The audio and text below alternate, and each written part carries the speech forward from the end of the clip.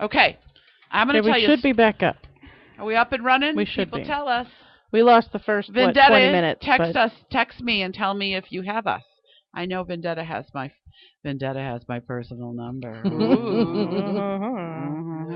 That's because when we're out places and when I get bored, like if I'm the designated driver and I'm not drinking, I just send Vendetta titty shots. The poor boy. Vendetta, can you tell I'm the DD tonight? You're getting titty shots. So, funny. let me tell you something else that came up this week, and to give us something else to talk about. But my debit card was compromised. You know what? You're the third person. Well, let me tell you what I found out. I realize, and I get online and look, and to the tune of about $250.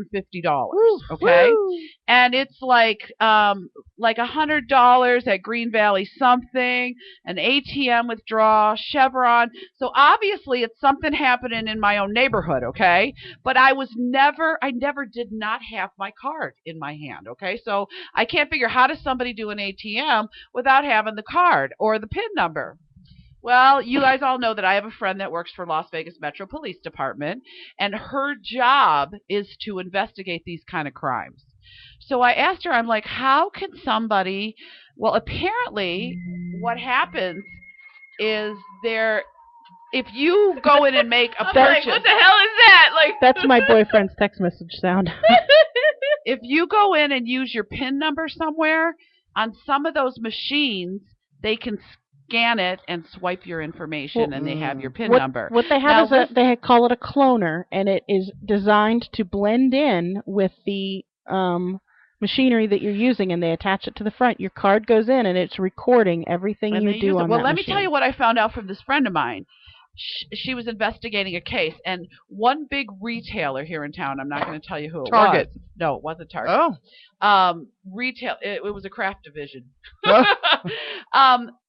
Somebody somebody on the inside and actually secretly switched out every one of the credit card machines in these stores. Right. So for like a week, every transaction that's made, they were recording and using that information. So that's how it happened. So I guess there's no way to prevent it. Just keep an eye on your account. I had my card number taken once, and it was at Target that they used it. And it was when I went to one of these small restaurants, and I gave my card, and they took it into the back to run it. And then brought it they take your card to the register, and then they come back. So you have to be careful of that too. Yeah. So I was especially right now. I take cash whenever I go to eat there. Yeah. Well, yeah, it's kind of scary. You know what? I put the money in there so I don't have to carry a lot of cash. And the only time I mostly use the card to pay bills with, you'll see Nevada Power and Southwest Gas. And the only time that I really make like purchases, is if I shorted myself cash. Right.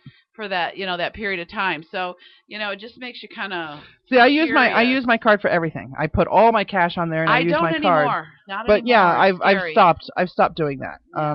I leave. I don't put. I have one of those prepaid cards where you put money on it. Me too. So I leave most of it off, and I carry around the cash. Right, and because things like Nevada Power and your phone bill, they can't do anything. It's when you go make transactions at when stores. You swipe the card. Well, I think you swipe it. Anytime you use your PIN is when they can take your info. I think you can go to some of the grocery stores. You can go pay your bill at their customer service desk. Yeah. Oh yeah. So I mean, if you wanted to, not even have a card at all, you could. I have a few of them that come off automatically, like my car insurance and the phone bill. I hate automatic bills. I hate it. Well, there's a few of them that I do. Well, like my car insurance anymore hardly will not do it unless you give them a debit card.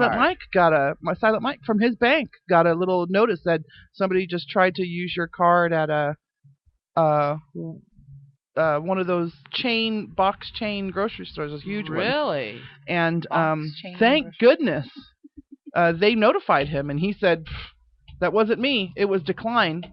That was good. Well, the only way I knew it is I knew how much was on my card, and I made a payment to the power company, and then I went into the store to put money onto the card, and when I got the receipt, it had what my previous balance was, and I'm like, oh, hell no. That's not my previous balance, because I knew what it should be. And so I went home, and I had never. I'm really bad. I don't sign up for the online things, but I went home right on, signed up, and could see it was in the last 2 days that all them transactions had happened. Then they wouldn't let me do anything about it because they were still all in pending status. That's how new they were.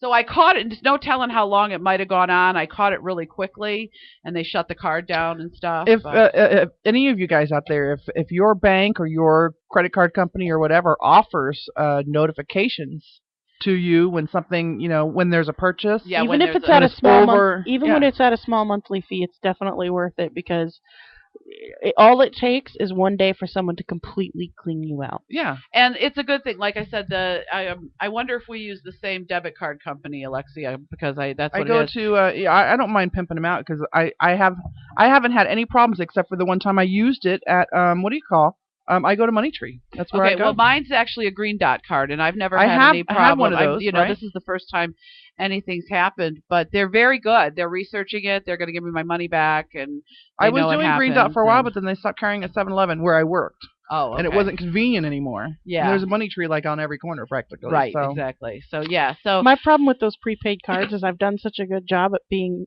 able to not find me online so people can't steal my identity that they can't verify who I am. So they won't let me get a prepaid card. really, Yeah, because you can't go online and verify who I am at one of those who where places. They won't give me a prepaid card. I never had to verify me on neither. Money Tree. They do. They do it there when you fill out and you get your card that has your name on it.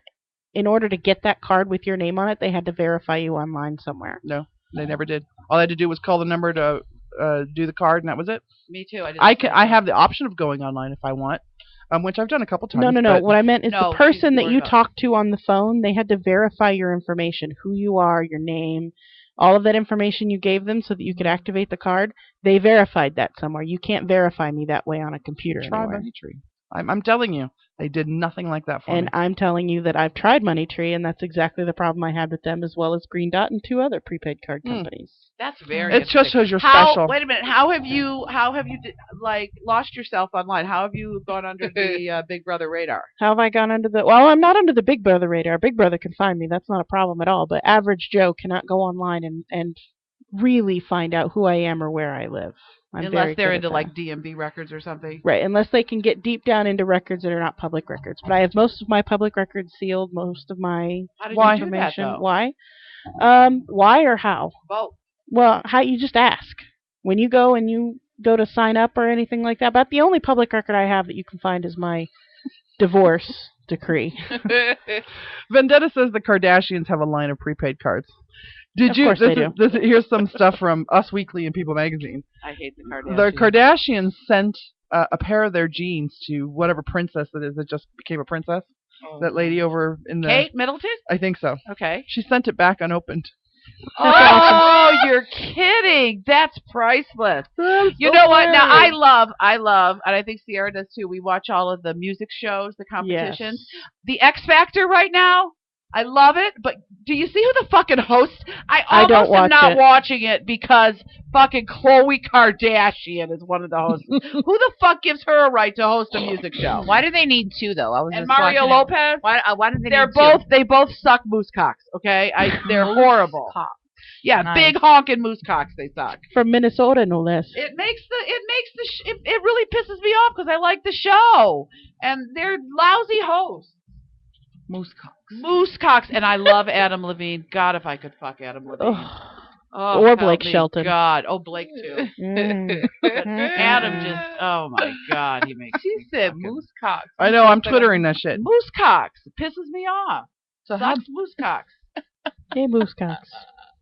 Moose cocksucker. I need to go back out to Bass Pro Shop and find the moose in there and see if Oh The other- my God. See, One one of the cock good hanging ways- down from underneath it. One of the good ways to keep yourself off of the internet anywhere is to pay to have your number unlisted. When you go to when you have a house landline. line, pay to have it unlisted. And you can do the same thing with your cell phone. We pay extra to have our cell phone numbers unlisted. And I don't have my number on Facebook anywhere. My Facebook page is not my legal name. It's a name that everyone knows me by. It's not my legal name. I do the same thing everywhere else. My email address, when you get an email from me, and it's the first time you've ever received an email from me, it's my email address at my email address at my email address to you, unless you type me into your contacts with my name and everything. Now, why? Why have you pulled yourself off the grid? Why do you want to be off the grid like that? Because I don't. Well, I mean, it's not that big of an issue. Anyone who stole my identity would pay me to take it back.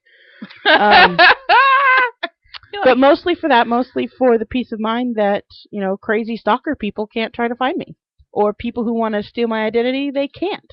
Not unless they really know who I am and have to, physically steal my identity from some of the paper that I've cross-shredded into 1,000 tiny pieces. I had that problem early on in my little porn career, where somebody had stole a picture of me somewhere and made it the main page on their BBW website without having my permission or me not even knowing. Somebody else found the picture and told me. And I actually had a friend, an attorney friend, who wrote a cease and desist letter and got it off there, but there's really no laws or no ways to protect I just saw something on the that. news too that we're discussing us and hiding ours and shredding and shit like that. It was on the news last week. Once it's out there, it's hard to get off. No, they were actually talking about hiding your children's stuff. When you get progress reports or anything with their name on it or address or anything like that, that these people are taking the kids, going through the trash, taking the kids' identities and getting accounts and shit in their names. And so then when they turn 18 and they're like, you've had an account for the last 10 years, I'm like, I wasn't even old enough to have one, or whatever the case may be. But they went through a big old long thing, progress reports, report cards, anything with their names and addresses on it. For the kids wise too, we don't even think about that shit. Yeah, I got my son's social security number simply for tax reasons, and then I shredded the card. There's no reason that I need a social security card for him. I can go get a new one anytime I need one. That's true. I have the number written down in a secure location, and my tax people have it on hand in case I need it. I call them, they can give it to me. There's absolutely no reason to have it. Is it a requirement that your kid has a social security number? Yes. You can't file them on your tax return. Really? Yeah. Because I didn't get one until I was 13. Me neither. I didn't either. Now they give you the form in the hospital when the baby's born. Wow. Yeah. And his That's sort of like might as well just give me a tattoo with a barcode on it on the back of my neck. Right. Hey, that would be better. We wouldn't have to worry about the paper and shit. Right? Yeah, and I don't have his number his number memorized because I don't need it for anything except to file my taxes. And like I said, my tax people have it on hand. And so I was down at social services applying down there this week for medical aid. It's ridiculous. And they asked me, and I'm like, yeah, he has one. And they're like, well, what is it? And I said, I don't know. And they said, well, do you have his card on you? I said, no, I shredded it when I got it. Why did you do that? Because he doesn't need a social security card. He's not leaving the country or applying for a driver's license or a job until he's 16, so he doesn't need it for the next 16 years. Have you ever been down to the Social Security office?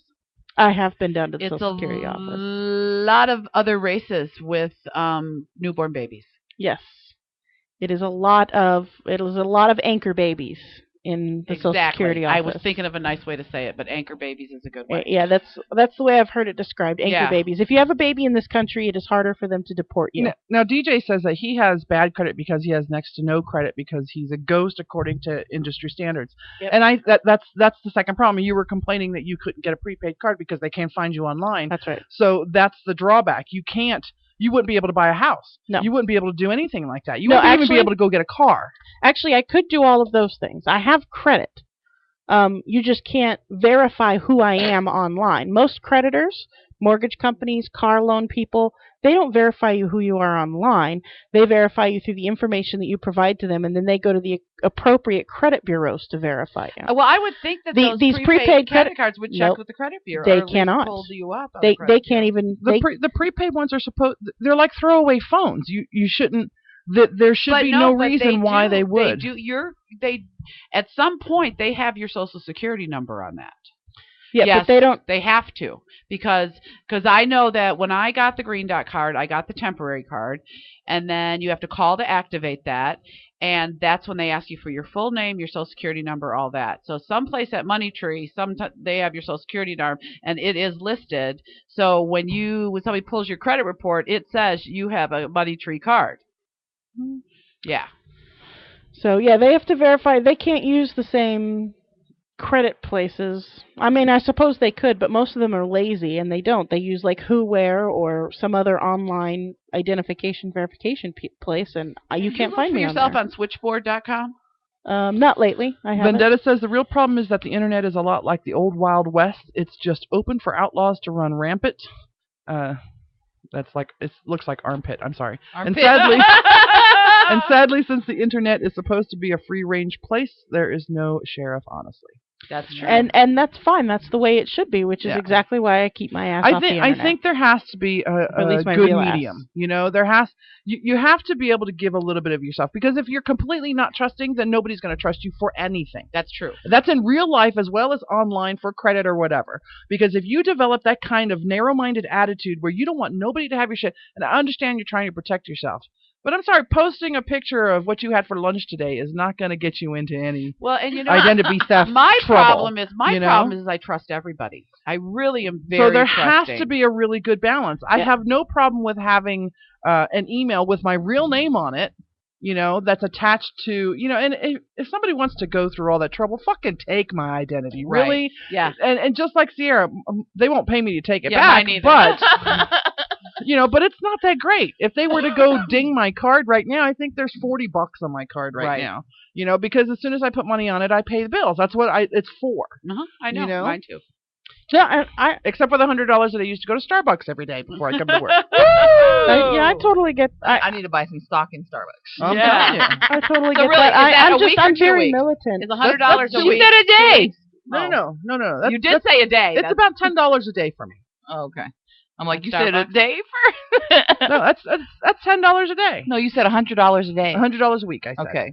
All right. Well, I thought really I heard you say 100. Well, $10 a day, that's $70. So yeah, I totally get that. I'm uber militant about it. I'm way more. It's not that Mike is that way, and I understand that too. I'm totally militant about it. And all the people that I want to know on Facebook know me on my regular Facebook. This is how militant Mike is about it. The junk mail that we get at the house, if it has his name on it and his address, he keeps everything until he can shred it. I've been pulling off the address labels and throwing it away so it doesn't collect, right? But he's very, very careful about that, and I fully understand that. Yeah, if it's got any household member's actual name on it, we usually just shred the part that has the name and address on it.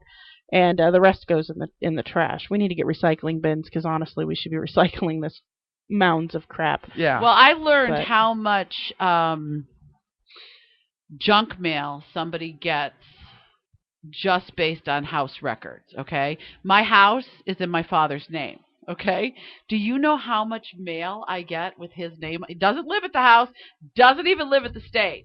Do you know how much mail I get with his name on it? A lot. I probably get 10 pieces a week with his name on it. Wow. Of junk mail, yeah. So that tells you how much they take off of like the housing records or whatever. Oh yeah, yeah. I used to sell vitamins back in the day, and that's credit cards and now I don't get any phone calls from him because I don't have a home phone. I do everything on my cell phone. But yeah. You know, I don't understand people who still have a home phone. I have a home line because I use it for a fax machine for work. Oh, I gotcha. But with all the house guests that I have, they are now using that as a house phone that I don't use. We have a landline. I call it the landline. Right. But that's for kids and fax. Well, purposes. we had a landline for a while, and then it was like the only person calling the landline was somebody trying to sell something because my daughter has her personal line and my personal. They don't call anymore. I got 4 texts this week from people I don't fucking recognize. Ask, hey, do you still smoke? If you do, check out this great, whatever. And I was like, who is this? And they didn't reply. And then I got like 4 more from different numbers. Mm-hmm. I'm like, oh, you bitches ain't calling me anymore. Now you're texting me. I got something like that too. And it said to not to do it. Let me see, what was this? Don't walk away. Stay in your home. Fair market value nonprofit agency. Mm-hmm. And text stop to remove. So I text stop 4 times and it kept saying not delivered, and then on the 5th time it finally went through. I get the same thing Well, too. that's It's like when they I'll used own to a just goddamn fax house. businesses. You know, when I was at work and you'd go to the fax machine, there was all these win a cruise or whatever. We get those all the time. Yeah, exactly. Stupid. So, any way to market. You've been listening to the Curvaceous Bounty of Sin City on VegasAllNetRadio.com. It's us bitches talking and bitching. So stay with us. We'll be right back. 1, 2, 3, 4. I'm Martin O'Leary of the O'Leary clan from behind Main Street Books. And I don't always listen to internet radio, but when I do, I listen to the Curvaceous Bounty of Sin City on VegasAllNetRadio.com from 7 to 10 p.m. They're awesome, and I love them. When I'm not banging fat chicks behind Main Street Books, I'm listening to the Curvaceous Bounty of Sin City. Like them on Facebook. I like them all the time. Follow them on Twitter. They don't know I follow them everywhere. And visit them at SinCityBounty.com. Sin City Bounty. Put the N in there. It's not bounty, it's bounty. I'm shouting Scottish now. Arr! Tuesday nights at 7 p.m., it's the wildest, most radical sports talk you've ever heard. It's Uncut Sports. Uncut Sports Talk, Tuesday nights at 7 p.m. Join us live every Tuesday night to talk Monday night games, college games, pro football games. Every Tuesday night at 7 p.m., you now have a choice. Listen to those other dumb shows on other stations or tune in right here on Vegas All Net Radio, Tuesday nights at 7 p.m. for the greatest uncut sports talk you've ever heard. 7 p.m. Tuesday nights, bitch. Get connected to your audience with Endeavor Media Group. Find them online at emgnv.com. Embrace your endeavors and take it to the limit with Endeavor Media Group. Visit them online at emgnv.com. If you're looking to further your acting, modeling, or athletic career, contact Endeavor Media Group at emgnv.com. Endeavor Media Group is a sports and entertainment PR firm, connecting its clients with audiences everywhere through movies, television, radio, publications, websites, mobile applications, and special events. Visit emgnv.com. EMG represents clients of all sizes and in a variety of industries. The firm works with companies, organizations, famous individuals, and political groups to advance their interests, manage communication-related matters, promote products and services, handle issues, and mitigate specific problems. Visit Endeavor Media Group online at emgnv.com.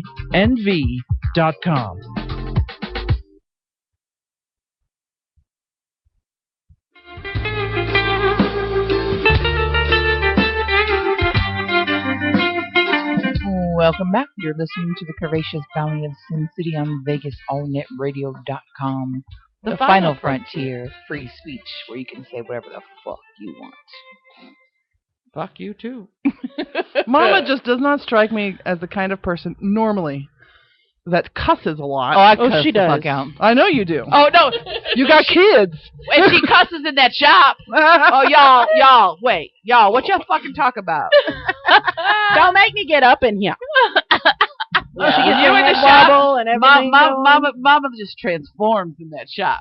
She changes like By the way, 2 or I have 3 beautiful skin tones. beautiful Halloween Thanksgiving nails from Mama. Nice. You all nice. come to town, make an appointment before you get here. My mom and I used to go to Charlotte when I was a lot younger. When we Really? were just out of high I school. knew you guys knew each other, Yeah. but I didn't know you did her nails. We And, went to high school. Yeah. And then, so my mom, I told my mom I was going to Charlotte to get my nails done. And she's like, Charlotte, she's still doing nails? She's still same place? I'm like, she's back at the same place, yeah. And she goes, maybe I should go get my nails done. No, it's too loud in there.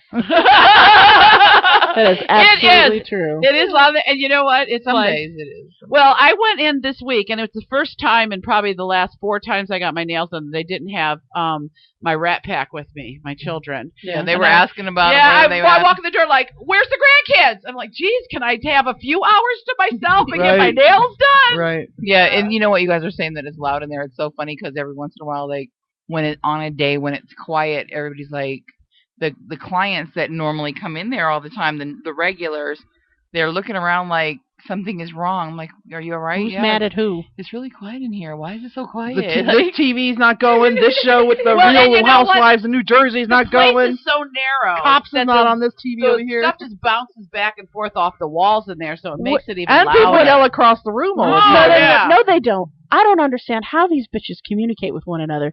Someone up at the front will, and everybody behind Charlotte will start laughing their asses off. Oh my God, that was so funny. What you didn't hear about it was, and you didn't hear what they say.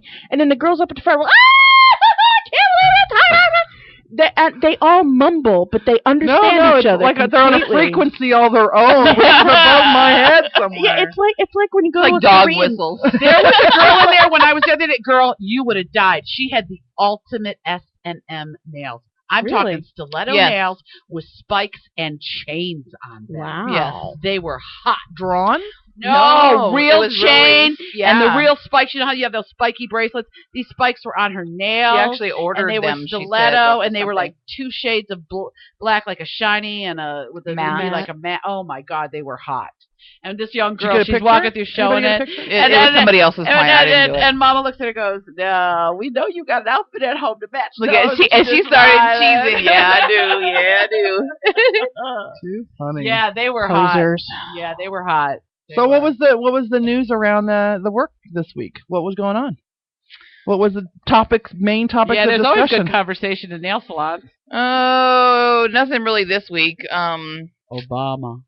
Yeah. No. Well, that's over. That's old news. Yeah, that's old news now. No, it's not. Sweet Cheeks porn, but hey. Sweet Cheeks porn. Yeah, I don't know why they feel like they all had to watch her damn video, but whatever. Well, because they know her in person. I'm the same way. They're like, she's a porn star. I'm like, yeah, okay. If somebody tells me that they were in a movie, I don't care if it was an extra. I'm like, really? What movie? And if I really like that person, I'll go check out the movie. No, they were trying to be ugly with Charlotte about it. Like, I was a porn star. Did they see your movie yet? Have they seen your video? Well, you know what? The bitches can pass my video around all they want, but guess what? I've made a lot of money in the last 2 months stripping my ass off, including this week. So fuck you, bitches. Show all my video. What else you want to see? I'll strip it here if you give me the right money. I'll strip are so in the nail salon. People are so judgmental. And you know that's the problem. I think that's the problem that made me the maddest about the whole situation. It was like, what's the saying? Like, people in glass houses shouldn't throw stones. Yeah. And I'm like, I'm looking at you. You're making a judgment because she has the porn video, maybe because she's a BBW. Okay, you're not skinny. You don't have no teeth.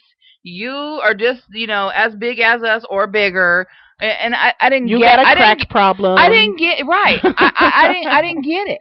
I didn't get it. You know what I'm saying? Why do people have to sit there and like talk about somebody else so much? Well, and I look at it, and I look at it thinking like, okay, so because I'm not naive, but I'm like, so what? It's fucking porn. It's my naked body. But in their mind, I'm sure it's like, oh my God, she's that fat and she's naked in front of people. I mean, I'm sure that's what it was, because if their other client comes in and she's a regular Barbie doll and she's a stripper, it's not that big of a deal. And they chalk it up. You know what they chalk it up to is the big girl syndrome. Oh, she can't get it otherwise. That's the only way she can get it is to get paid for it. Honey, let me tell you how much I got paid for that video, and you would be, you know what? You have to do a lot of fucking nails to make that kind of money. Mm-hmm. That's all I got to tell them. They got to do a lot of toes. Yeah. Let me ask half you those something. bitches don't do toes. No. One of the things that I wanted to talk about was something in the news. Was General Petraeus discussed at the salon at all? Yeah, they discussed it a little bit. There was a 70-year-old lady that couldn't figure out what the big deal was, and she proceeded to say that if you put a bag over men's head, they all look the same. And I wonder how many men that 70-year-old woman had. I don't know. She was like cracking me up. She's like, what is the friggin' big deal other than this? She was like, all the men, if you put a bag over their head, they look the same any damn way. And, this is stupid that they're wasting their time in the news over somebody else's personal thing. And, I'm like, okay. But it was kind of funny. Well, I think it's kind of funny that it was like two bitches that they were arguing over the whole thing. No, okay, so lay it out there, Sierra. Here's what happened. What happened was General Petraeus met a young journalism student. Wasn't she writing his? Not at first. Okay. It was just an interview for research purposes, and then she tells him, "I'm going to write your biography," and he goes, "Okay, why not?" And And this was while he was still a general, before he left the military and started as the head of the CIA. So then he leaves and becomes head of the CIA, and the biography is in full swing. And, through all of these intimate details that they're sharing and life stories and all of this, they start bumping uglies. Well, Hide the pickle. Well, she starts to get a little crazy on him, little crazy lady on him. A little stalkerish. Right, so he dumps her, ends the relationship. She finds out that he's got a close acquaintance, a female acquaintance, close acquaintance, but they've never actually had sex. He's never had an affair with this other woman. So this biographer, we'll put loose quotes around that, takes it upon herself to start sending threatening and harassing emails to this other lady in some other state. Probably along the lines of, bitch, he's my man, you need to take your hands off him. I don't think they've released these emails yet, but it's probably what it'll boil down to, is her thinking this other woman is the new other woman, but there isn't. It's just that you got too crazy for him and he left. Right. Meanwhile, he's married. He's married. He's cheating on his wife. Right. She is way pissed off about all this, by the way. Anyway, so as she's stalking the other lady says, "Stop stalking me. I've got friends in the FBI."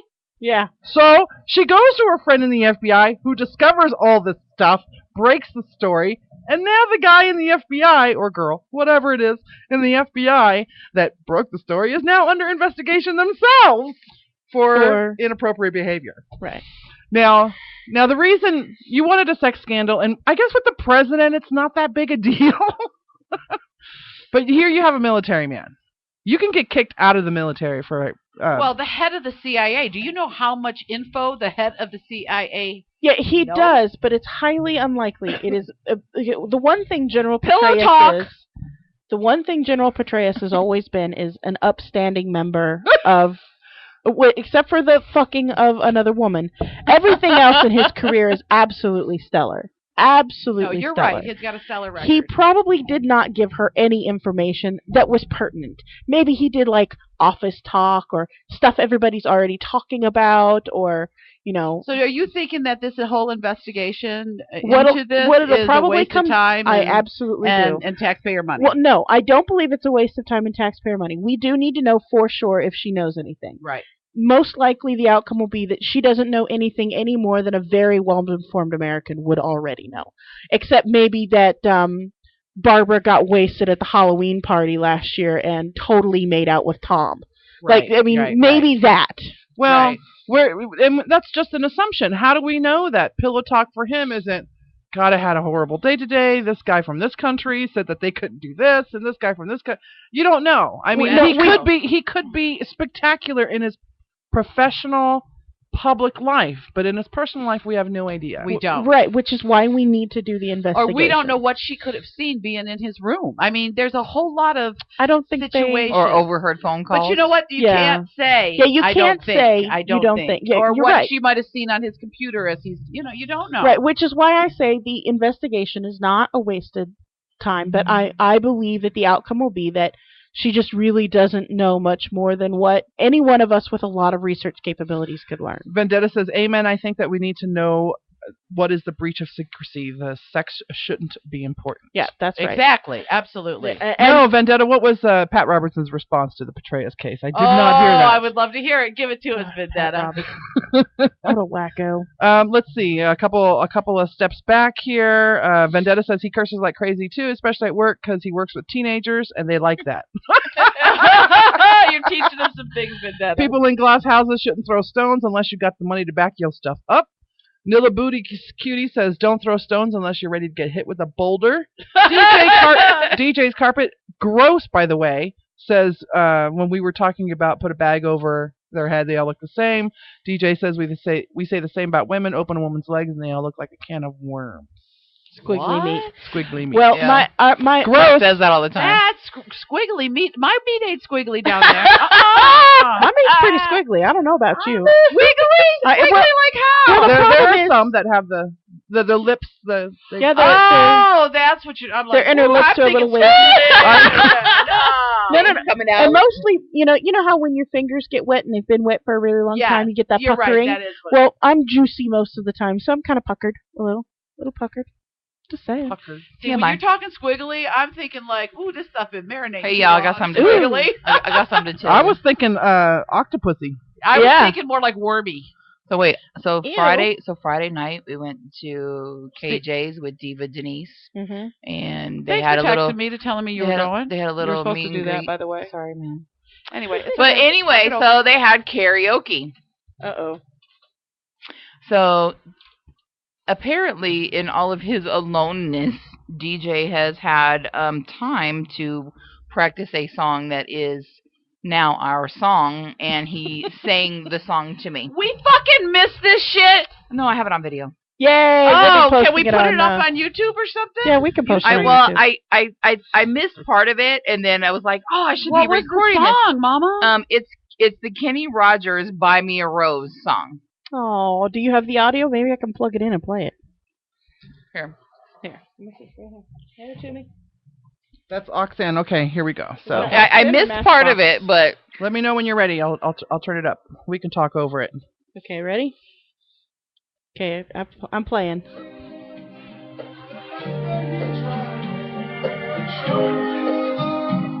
That's Daniel? yeah,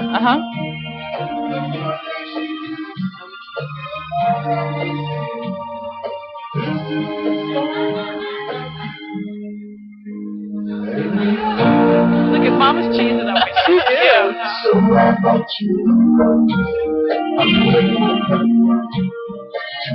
Did he do a good job? It sounds okay. I think he did great. Sounds Yeah. good. It does, yeah. I've got the video up.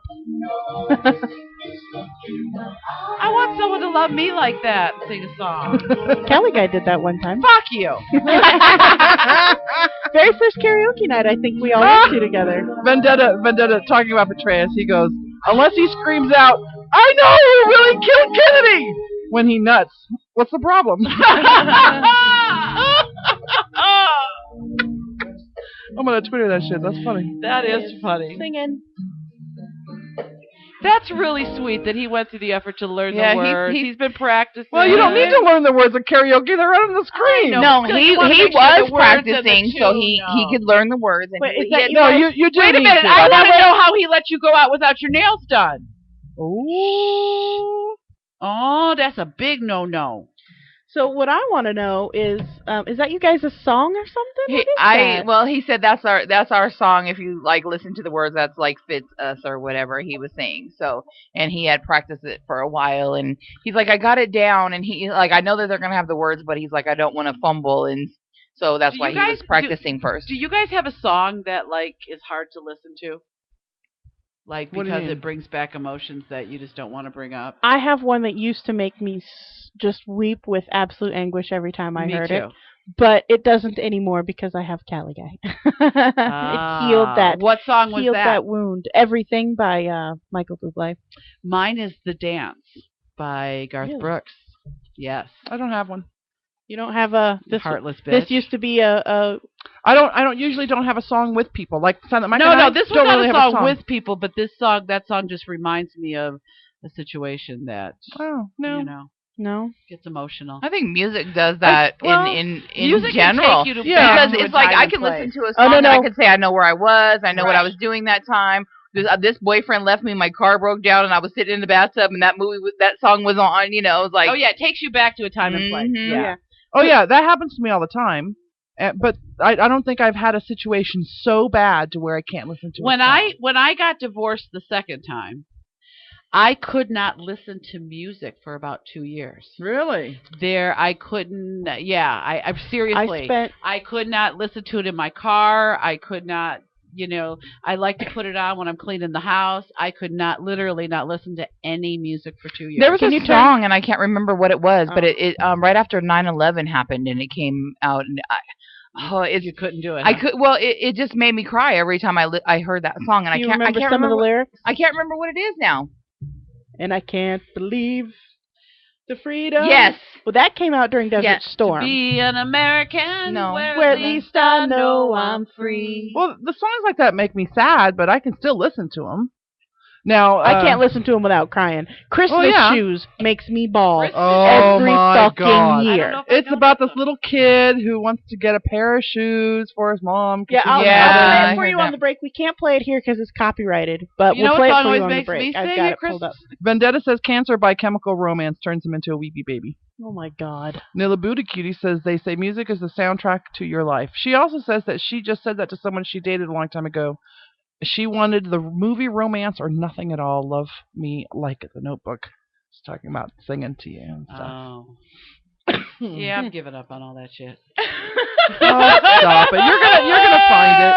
You'll Wind find beneath it. my wings. Well, the makes problem her sad. is if I had found it, I'd probably throw it away. Run it away. I may have found it 2 or 3 times already and don't know it. Just let it go. Oh no, she's found it. She's just not willing to admit to it so that it doesn't hurt quite so much. What's that? The plumber, the original plumber. Oh. Yeah. She said, "Oh." Yeah, now I'll tell you who. When I hear Pink, it makes me think of the plumber. Really? Yeah, there's a couple of Pink songs. A couple of Pink songs. Yeah, I like Pink. I love her. So. Yeah, but did you ever hear that song "Glitter in the Air" by her, where she did Yes. the whole? That's the kind of love I want. When she talks about love in that song, that's what I want. So anyway, now that I've got all mushy on y'all, Oh, whatever. fuck you all. Fuck you all. I don't The know. holidays are coming, y'all. Ugh. I started my Christmas so shopping done with this it. week. Did you? I got a few things done. I have these bargains. I know where all the bargain stores are in town, so I hit those first and see what I can come up with. And then, I'm one of those shoppers where I have to really think about you. Well, then I go find something special for you. Right, but see, there's things. Yeah, I go through my discount stores I know of. Okay, I've got a list of my favorite little stores. When I'm buying things for my daughter or my grandson or my other little granddaughter, I can go through these and I go, oh, that's her. You know what I mean? I see things that I know. There's certain things I always like to buy my daughter and grandson, something one year I bought us all 3 tickets to see The Lion King. So I like to kind of surprise them with something like that we could do. But the other stuff, Yeah, the thing is, I was watching, I watch Hulu. I watch my TV on Hulu Plus. Mm-hmm. If you go to Hulu Plus and sign up, tell them it's because of me, Dame Vegas. Woohoo! That way I get 2 free weeks, and you get 2 free weeks, by the way. Oh, Dame Vegas Nice. on Hulu. Anyway, but I see the ads, and there's a slew of stores, 3 stores that do put this ad together for Christmas shopping, and the girl is just going crazy, and she's got all these bags, and I'm like, how are you buying anything significant for anybody if you just, shopping these? I don't know. I mean, I'll go to the bargain stores. I love going to the bargain stores, and I find little statues of wolves for Sierra. She loves that's wolves, what I love and to look at that. and things like that. My daughter wants a particular odd color purse that I'm trying to find her. Well, I know I'll find one at one of my discount stores. And Well, I like the deals because I just found at one of the discount stores. They are called Happy Nappers.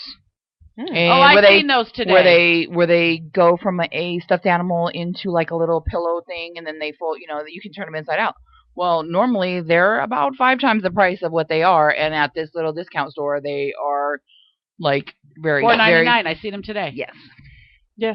So I bought a whole bunch. I'm not getting a lot for this. Well, Christmas. I don't buy for my friends. I mean, I buy for the children, and I Right. buy for my daughter. That's a little bit different. And yeah, Clothes are always good. Yeah. Tyler Mike's getting a bunch of clothes for me because he likes to go.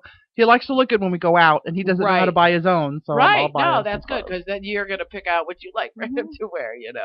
Yeah. So I don't my family and I. We don't shop for they're back in Michigan. We don't shop for each other. So I know exactly the small group of people I have to buy for, and most of it's children. Right. So with children, I'd rather buy them 5 things to open that they're excited about than one major thing. My problem is with this time, mine are getting bigger, so they're Well, gonna the be older 5 they are, the more expensive their well, toys they're gonna get. be 5 and 8, and it's my name has now changed. It's not Mommy, it's Mommy. I want that, and they say it to every commercial that comes on. So I don't know which ones are the important ones. Well, here's what my mother made us do, and this is what we've implemented, and I did it with my daughter, is that we were allowed to write down 5 things. Now, Santa will bring you extra things, but what are the 5 most important things that you want? And the excuse to that was that, there's a funny story, is my nephew, my aunt did that to my nephew, and she goes, you can only pick 5 from Santa because he's got to bring toys for all the children, so how's he going to fit all of that in his sled? And my nephew thought, he's like 3 years old, and he said, Mama, if Santa put a bag in every one of them reindeer's mouth, he could bring me everything I wanted. Now, have you Goddamn kids. Do all your kids already know who Santa really is? No. Now, because DJ Diva Denise was on the show, and she talked about, and I love this concept, but she wanted to make sure her kids knew that she was Santa. That way some old fat white guy wasn't getting all the credit for all her hard work. Right. Yeah. Have you guys thought about that at all? Well, I'm going to tell you what my mother does, and this is what I always tell the kids, is that the year you stop believing in Santa is the year you stop getting presents. So you never have to say, and I tell them, look, I'm 50, and I call my mom every year and say, I believe, and I still get a present. So that's just what we've always said. You always just kind of knew eventually at some age that Mom and Dad were Santa. But it was always told us the year you stop believing in Santa is the year you stop. But It's magic. Wait. Wait. Isn't that propagating blind faith so your kid can go join a cult later No, on? you know what? Here's what I think it was. I think my parents were very into Christmas. So I think it was their way of keeping, even at 12, 13, 14 And years the old, magic. when I went to bed at Christmas Eve, I was very excited to wake up on Christmas morning. So I think that was their way to kind of keep the sparkle alive. And it worked. I love it. Here's what my parents did. They always stressed that Santa was the spirit of Christmas. I mean, you see Santa immortalized as the Coca-Cola white and red Santa all over the place. We've since learned that he's not the original. But anyway, so they always talked about Santa being the spirit of Christmas whenever they talked about him. And so when I finally discovered on my own that Santa was not a big fat white guy who came down the chimney and brought me presents, but my totally exhausted parents up till 2 o'clock in the morning trying to build bicycles for their kids, they brought me in on it. And I now am part of the spirit of Christmas. I became Santa, and I helped perpetuate the spirit of Christmas with my sisters. And when they learned, it was like, Santa is the spirit of Christmas. It's what you put into it. And so it wasn't really a huge disappointment, because by the time you actually find out for real, you kind of have suspicion. Yeah, you've been questioning it for a while. Yeah.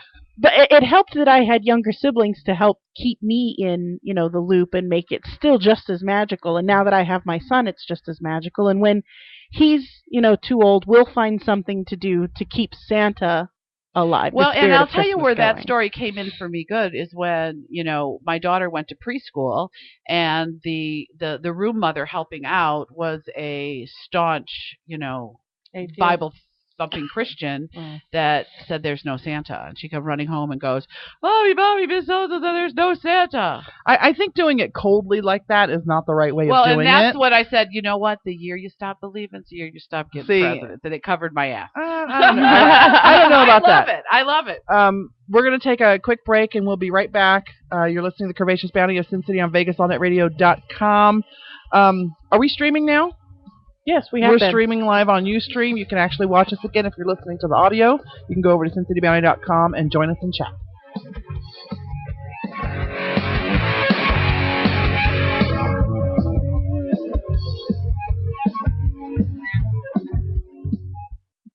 Attend the annual trade show where all your favorite adult BBW entertainers will be. BBW Fan Fest 2013, July 26th, 27th, and 28th in Las Vegas at the Tuscany. Find BBW Fan Fest on Facebook for more info. Find all of your favorite adult BBW babes on bbwgirltweet.com. Hey you, this is Vince, here on the Talk with Vince show, where no subject is off the table. We'll explore the depths of your mind. Spirituality, we talk it. Enlightenment, we talk it. Politics, we talk that too. Ufology, you want it, you got it. Conspiracy facts, we're on it. Sex, we talk it. So join me every Saturday from 11 a.m. to 12 p.m. for Talk with Vince, here on VegasAllNetRadio.com. Talk that will blow your mind. Get connected to your audience with Endeavor Media Group. Find them online at emgnv.com. Welcome, Mabuhay. This is Gina, your host from Gina B Live, USAP, USAP at Vegas All Net Radio. Las Vegas, baby. Gina B Live every Thursday, 3 to 4 p.m. Join me to talk about Filipino, Asian American culture, entertainment, sports, events, and my accent. Gina B Live, USAP, USAP at VANR every Thursday, 3 to 4 p.m.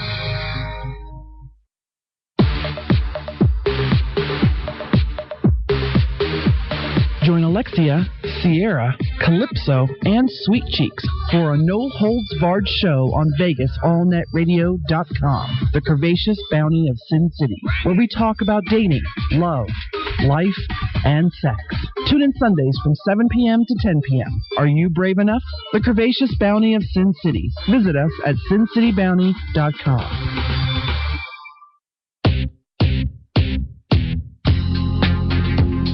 Welcome back. You're listening to the award-winning Curvaceous Bounty of Sin City on VegasAllNetRadio.com. Yeah, ready for your BBW Club listings. If you want your BBW event read on the radio, go to BBW Club Calendar on Facebook and post it, and we'll get it read for you. BBW Club Las Vegas. This Saturday night is their pajama party, November the 24th. They also will be holding their annual New Year's Eve party at the Red Label Lounge on Sahara. For info, go to bbwclublasvegas.com. Club Deluxuous BBW in Orlando, Florida. Saturday, December 8th is their New Year's Eve party, and it's got a theme, the Roarin' 20s. Packages available that include room buffet, reserved table. Come dressed as flapper girls and mob guys. For more info, go to clubdeluxuousbbw.com. That's a great idea. I want to do that. Yeah. Hey, Thursdays are always thick at the Power Exchange Las Vegas. For more information, go to www.powerexchange.com. BBW Club Catalina's Christmas Party with Santa is Saturday, December 8th in San Diego, California. For more information, go to clubcatalina.com. I'm going just because Santa's there and I might get to sit on his lap. Oh. BBW and Myers, Delaware Valley Annual Christmas Party, Thursday, December 13th. Happy hour, dinner, game, Secret Santa, and dance party. For info, go to bbwadmire2007 at AOL.com. BBW Vegas Bash Cruise, and they're leaving from Long Beach, headed to Mexico for 7 days on the Carnival Inspiration. Starting January 13th. For booking info, go to the Facebook page, BBW Vegas Bash Cruising. And that will be the BBW Vegas Bash's last event. Yep. Excellence BBW Winter Weekend in Vegas, February 7th through the 10th. Tuscany Hotel and Casino, put on by our fabulous friend Stu Bow. Check out Facebook at Excellence BBW. There again, for this and other events, please go to the Nationwide BBW Club Calendar on Facebook. Sniff, sniff. Sniff, sniff. You still crying? A little, yeah. Such that porno. song makes me cry. That's porno music we play when we do that. I love it. It's porno music. So I had one story. I was at one of those ages. I was at that age where I was I knew Santa was my parents, kind of. But you hadn't really figured it out yet. I hadn't really figured out what the deal was for sure, but I had my suspicions. And my mom and dad got one of their friends to dress up as Santa one night, on a Christmas Eve, to come over to the house, jingle his bells. And he was dressed. And they knew that we would be sneaking out because we weren't asleep yet. Oh. So they had their friend come over when they knew we were not asleep yet and jingle his bells. And when we peeked around the corner, there was Santa, and he saw us and said, "You're supposed to be in bed." And we ran to the bedroom. That's awesome. It was actually very awesome. How much longer did the Santa Claus thing last for you after that? Not much longer. Not much longer. But looking back on it, that was one of the greatest things my mom did. Well, I remember when we got older, we get up Christmas morning, and of course my parents, didn't matter how old we were, the presents didn't get put under the tree until we were asleep, okay? On, Christmas Eve. Come out, and there's no names on any of the packages. Oh. Nothing. Uh-oh. Parents got tired. No, my mother did it on purpose so we couldn't peek and shake our own presents. Oh. So it was like all of my stuff was wrapped in the paper with the red background, my sister in the blue, my brother in the red. That's funny. That's good. Great. Yeah, I did that one year when I was married and had all the stepkids and everything, so nobody knew what was under the tree, who it was until I told them. This is my question. So since DJ and I have gotten together, his tradition in his family is all the presents that are bought, other than your big one, whether it be your bike or whatever, that's the one that Santa brings. Everything else is from Mom and Dad. That's kind of a cool tradition.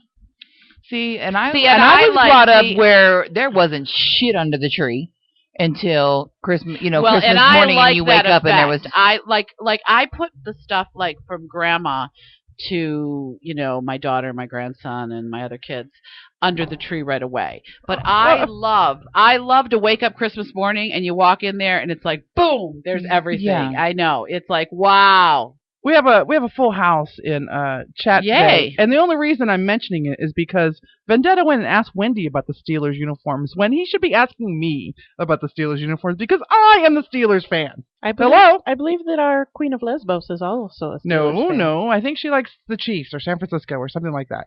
Anyway, do I need to defend Wendy of Neverland in this room right now? No. She is a Niners. She's a fan of the Niners. Oh, okay. But why Vendetta would go to Wendy to ask her about the throwback uniforms? Because she's the lesbian in the room. She's the lesbian that watches football in the room. Yeah. I love the throwback uniforms, and yes, they do look like bumblebees. But I like the past stuff. I like it when they bring it back. So the retro stuff. During the party catch up, DJ said it's a shame they can't go to the pajama party because of your nails. Are you gonna get them done this week, Mama? So you go. Now wait a minute. Just put a thin layer of acrylic and paint them. No, Daddy likes them to be a walking advertisement. Well, I know he does, but it's time for Christmas nails anyway. She's just got to have the time, right? Well, she sits in a nail salon all day. But she has appointments. The last time I went, she had appointments every hour. I was her only appointment the other day. Well, I ended up getting a few other people. But. So anyway, I want to go back to Mama's question. Yeah. Like, how is Christmas for you? I love when the kids walk out into the living room. It's like kaboom! It's like a present explosion. Well, that's your present, huh? Is their reaction to that? Yes, now, absolutely. The way that my mom and dad used to do it is they would hide presents all over the house, and there would be a few under the tree. There would be teaser presents under the tree. They would. So see, that's what Christmas Eve family does with the Easter basket. Yeah, they hide your Easter basket. We do that with Easter baskets. And then and then on Christmas Eve, when you go to sleep, they bring out everything. Yeah. So when you come out, it's that big boom. Yeah, I love it. We always did the thing. My parents are always big on, the spirit of the season is giving, not receiving. And so we always did all of our Christmas shopping early, and then we would individually. My son is old enough now to wrap the presents that he has picked out. He's picked all the presents that he's giving to everyone this year. He picked them out. Mom paid for them, of course. And he's going to wrap them and put them under the tree, and that's how we did it too. Once you bought a gift for someone, you wrapped it, you put their name on it, you put it under the tree, and it was a visual reminder that you were giving a gift to somebody. And that was how it was, always for us. But what kind of Santa baboom do you got going on at your house? Oh, usually Santa ends up filling half of the living room, and that's how it ends up is like there's presents on top of the entertainment center, and we end up hiding. Santa brings a lot of presents, little things in tiny boxes that he hides in the tree. Oh, and so there's also cool. like a little bit of a hunt inside the tree to find, like that. Your box from Santa. I like that a lot. And then and the other that's thing, a little like a bumblebee. And the other thing Santa does is Santa fills the stocking. Yeah, Santa always fills and the stocking. He always makes them so heavy that you can't put them back on the... Oh, no, they have to just lean up on the fireplace. So they lean up against the fireplace. Stockings were never a big tradition in my family. Well, when we got grown as adults, what we would do, when we were kids, our stockings were all filled by Santa, and then my mom and dad would fill each other's stockings. Now, as we got older, we would draw names just for the stockings. You know, my mom was like, "Look, y'all are grown. I'm filling all these stockings now." DJ's so sister used to do that, and she'd save little things and find little things. And now, but now, she's basically she's retired from that. She doesn't do that anymore, and so now the kids the last couple of years are like, "Mom, why is there nothing in your stocking?" Like, see, and now at our house, house, I guess Mommy was bad. Sorry, but you got something, so that's okay. I fill my daughters, and she fills my grandsons, and then she fills mine. So we do like a little train, we each do it all. Yeah. The way we do it, so that the stockings are actually only full a little bit with presents. It's usually a fruit, a large round fruit, an apple or an orange in the toe. And then the bottom of the heel is filled with nuts, unless you're my son, and then it's gummy bears. And then it's all different kinds of chocolates and mints and candies, all the way up to just below where the little crown molding of the damn thing is. And that's when you get all the little stocking stuffers, quote unquote, get stuff down ours in there. Is full of like toothpaste and chapsticks. And parents get batteries and kids get toys. Yeah, that's what happens with the stocking. Yeah. So there's nobody in this room that thinks Christmas is a waste of time. You guys go all out every Christmas? Oh yeah, we go all out every always. Christmas. Well, see my no bah humbugs in here. No, I can't get. See, my thing is for years it's like we are not a family who continuously buy, unless you absolutely need something. You don't get stuff bought all the time. You have holes in your pants or whatever, you need something new, then we go get that. It's not like some families are okay with, come on, let's go shopping and you're getting something new today just because. And so I try to go all out and get the things that you've needed or wanted, or those shoes that you saw a kid and he really likes, he really liked those shoes, and we try to go all out because we don't buy on an everyday basis. Yeah, that's kind of what we do too. We'll occasionally, like, if he's been really good at school or he's done something extraordinary that needs to be rewarded, maybe we'll go out and get a small toy or something. But yeah, he doesn't get new video games throughout the year. He doesn't get, maybe he'll get a new movie if it comes out and it's something I really want. He'll get that. But if you want. Yeah. Like Brave came out and he talked about it and we just might get that. So really cute. on the Blu-ray DVD digital copy combo pack. By the way, I have updated my Amazon wish list for Christmas. Any of those who wish to, I haven't even done my. I don't know wish to look at my list. Feel free. Hello, DJ. Hi, how are ya? I will have to sit down with you then. Yeah, we'll have to figure it out. It's not that hard, really. You just read the screen. It tells you everything. Well, right and on the honestly, screen. I haven't really filled my list that much because, like, I have a really hard time with that. Why? Why? Because I don't get gifts. I give gifts. So I really do have a hard time accepting things. You will take it and you will fucking like it, whether you want it or not. Now, when I get a gift, I'm so emotional over it. I'm sorry, but it's just I just don't get a lot of gifts, and so for me to put this gift list out and say somebody spend money and buy me things like that, it's not easy for me. So here's an update from our chat on Ustream. Nilla Booty Kitty says her family tradition was that all presents would be under the tree Christmas Day. Wendy of Neverland says in her house, the stockings can be gotten into as soon as you wake up on Christmas morning, but you have to wait for everyone to be up before you dive into wrap presents. Right. Oh, except that all the kids are up at 5 a.m. and it doesn't matter who's in your bedroom or what state of dress you're in. The children are in your room waking your ass up. It's 5 at your house? It's like 3 and 4 at mine, and then we have to go take a nap before breakfast. For some reason, like my parents' house wasn't that big. It's probably very similar to my house that I have now. And we would not go down the hallway to the living room until my parents were up. Like it was like we were afraid to look in the living room. Right. Everybody was together. Vendetta says his grandmother, being the institution of financial education, would have us work toward getting a Christmas purse. So based upon your chores done and your behavior, you would receive an envelope of cash.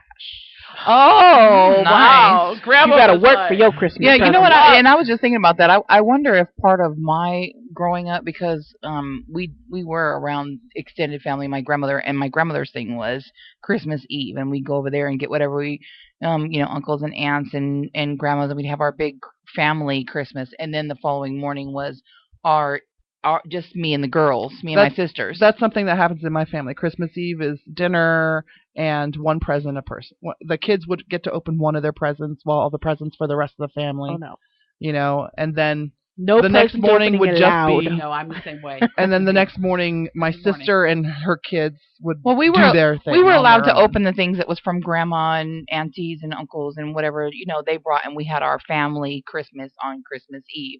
And then when I was a kid, we had Christmas with my dad's side of the family on Christmas Eve. And then we got up Christmas morning, had our house thing, and then my mom has 7 brothers and sisters. So every year one would have one at their house. So that was Christmas Day. Your mic is really confined today. You I gotta don't stay know. right on it. And then anyway, the second part of Vendetta's grandmom envelope of money, the next day she would take them shopping for discounts. You know what? I've heard of families doing that with Yeah. their teenagers. Give them money, and then we shop the day after. Yeah. And then you get more for your money. Mm-hmm. Yeah, that's I have a hard Now, time I giving do people too. cash or giving people gift cards because then they know exactly what I paid for it. Oh, well, I don't like that. here's the thing about me and gift cards. My family is pretty notorious for gift cards, mostly because they say I'm the hardest person in I the family like to them. shop for. I like them.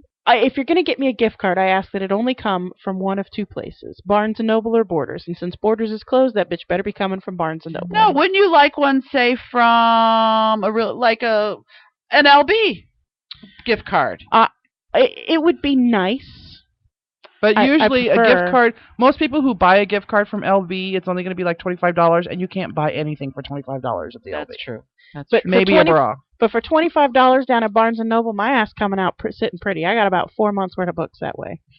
Now, I'm a big fan of iTunes gift cards because I buy apps for my phone or my iPad all the time. I wouldn't like an iTunes gift card, and I wouldn't care anything about a Barnes & Noble gift card. So keep going. Victoria's Secret.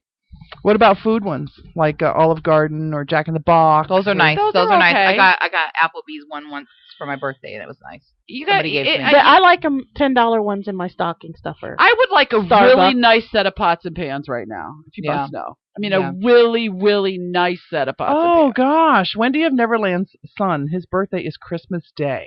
That sucks. So the first half of the day is Christmas, and then afternoon it's his birthday. Does he get My cheated, sister's- Wendy? He better not. My sister's birthday is 2 days after Christmas. And That's hard. people used to fuck with her all the time and give her one present, and it's your birthday present and your Christmas present. But, like, you wouldn't do that to somebody else in your family. Yeah, if somebody's birthday was in and I June, made- you wouldn't do it. I made from the time the first time she noticed that it was like everyone else gets more presents because their birthday is on a different day, I made specific point of wrapping her Christmas presents in Christmas paper and birthday presents in birthday paper. It should be like that. And I don't. Most people give her birthday presents on Christmas Day. She hates the fact that I make her wait.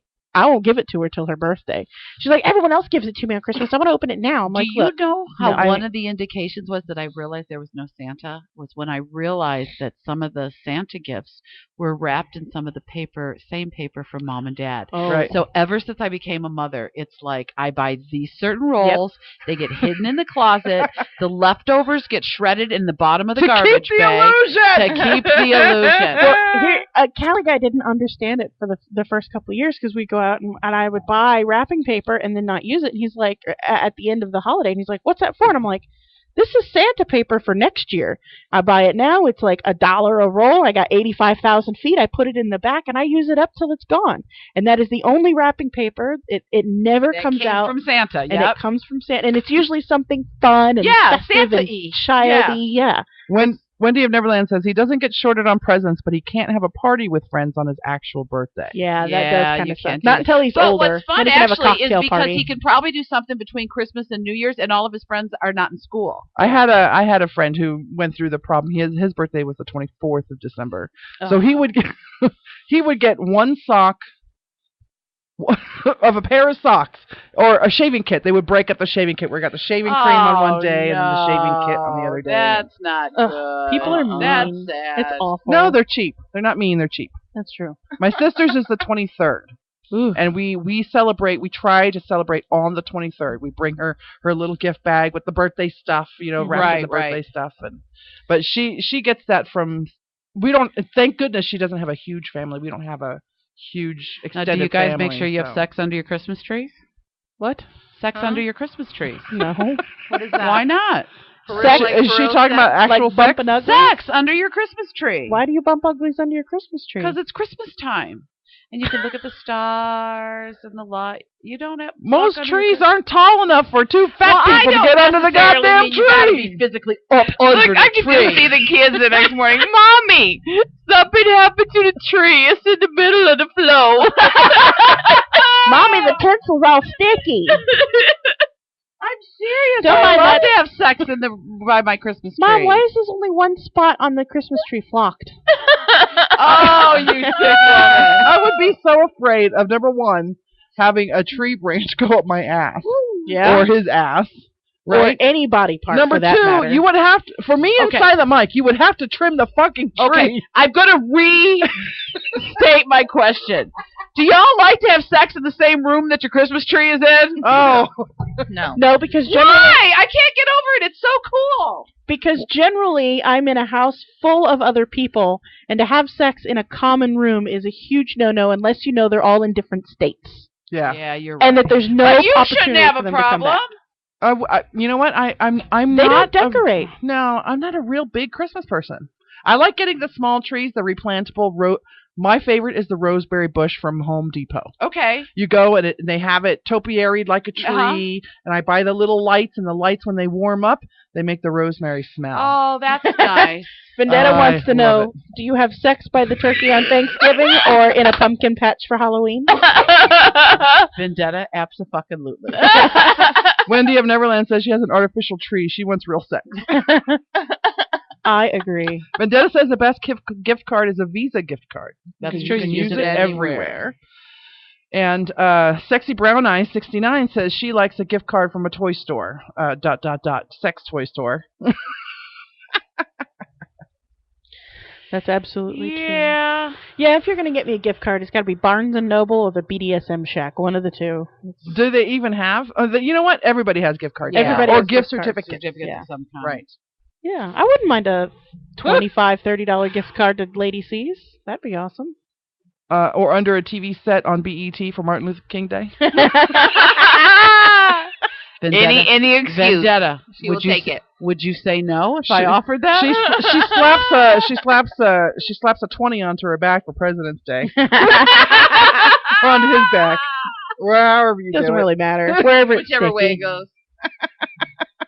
Yeah. I hate to think what you guys do under the fucking mistletoe if you're fucking under the tree. You're doing this butt sex under the fucking mistletoe. Oh, I don't do spoke sex. So my last question on the Christmas subject, since we got into the first, I don't know how we got into the Christmas thing, but my last question for you ladies is, how many of you keep the actual religious part in Christmas? Yeah. Now, how do you do that? I have a manger Okay. with a baby Jesus. Okay. And it's always known that baby Jesus is not in the manger during the season, and we put baby Jesus in on Christmas Eve because that's when Jesus was born, and it's just taught that, it's never taught that that's his actual birthday, but that's how. And I always celebrate that God loved us so much that he allows us to get gifts on his son's birthday. So that's how I present that. Okay. Does your whole family do that, or just you? No, my family does it. And do you go to church? Do you make them to church? No, you know what? We don't. My family, like if we're at home with my family in Michigan for Christmas, we will go to church with them.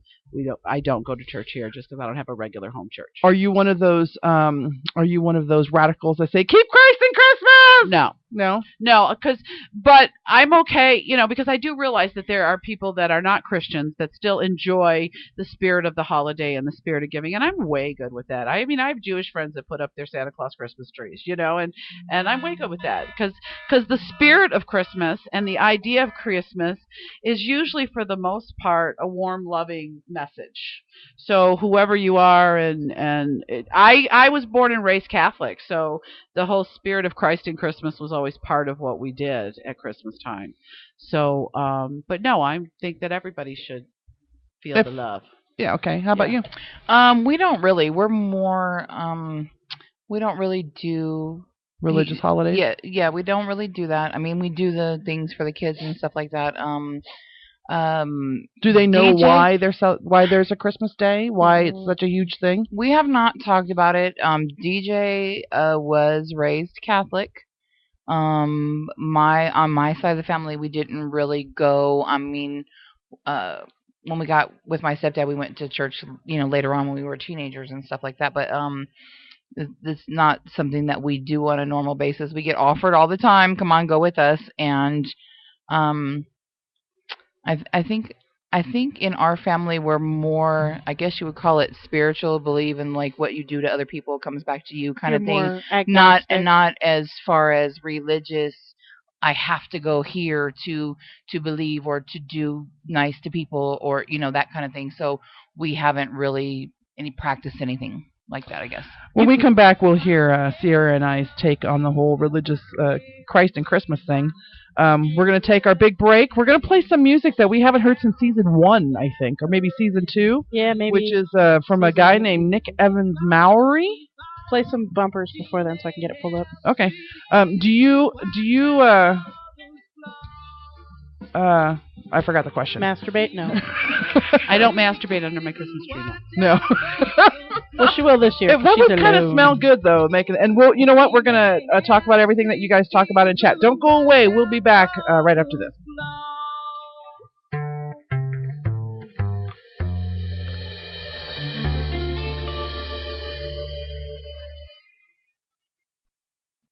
Get connected to your audience with Endeavor Media Group. Find them online at emgnv.com. Embrace your endeavors and take it to the limit with Endeavor Media Group. Visit them online at emgnv.com. If you're looking to further your acting, modeling, or athletic career, contact Endeavor Media Group at emgnv.com. Endeavor Media Group is a sports and entertainment PR firm, connecting its clients with audiences everywhere through movies, television, radio, publications, websites, mobile applications, and special events. Visit emgnv.com. EMG represents clients of all sizes and in a variety of industries. The firm works with companies, organizations, famous individuals, and political groups to advance their interests, manage communication-related matters, promote products and services, handle issues, and mitigate specific problems. Visit Endeavor Media Group online at emgnv.com.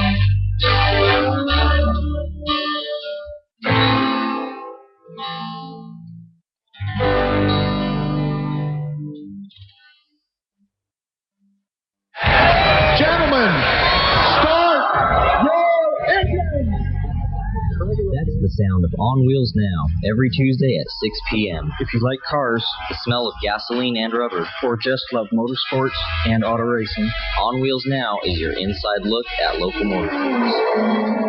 So don't miss the action. We'll keep you in the loop with the latest local racing news. We're race car drivers too, so join me, Michael, and Mike, Tuesday at 6 p.m. Find us at onwheelsnow.com. Hello, I'm Stephen Hollingsworth, and I've had so many jobs in my life. From cleaning toilets and emptying trash cans to training and managing employees at multi-million-dollar companies. I've been an excellent employee with bad management and a great manager with less than stellar employees. That's why I created a new show called All in a Day's Work, for employees and employers to meet in the middle and have frank discussions about how we can work together to make work better. Join me for All in a Day's Work, Saturday at 1 p.m. on VegasAllNetRadio.com. Remember, it's good to have a job, but it's better to have one you love.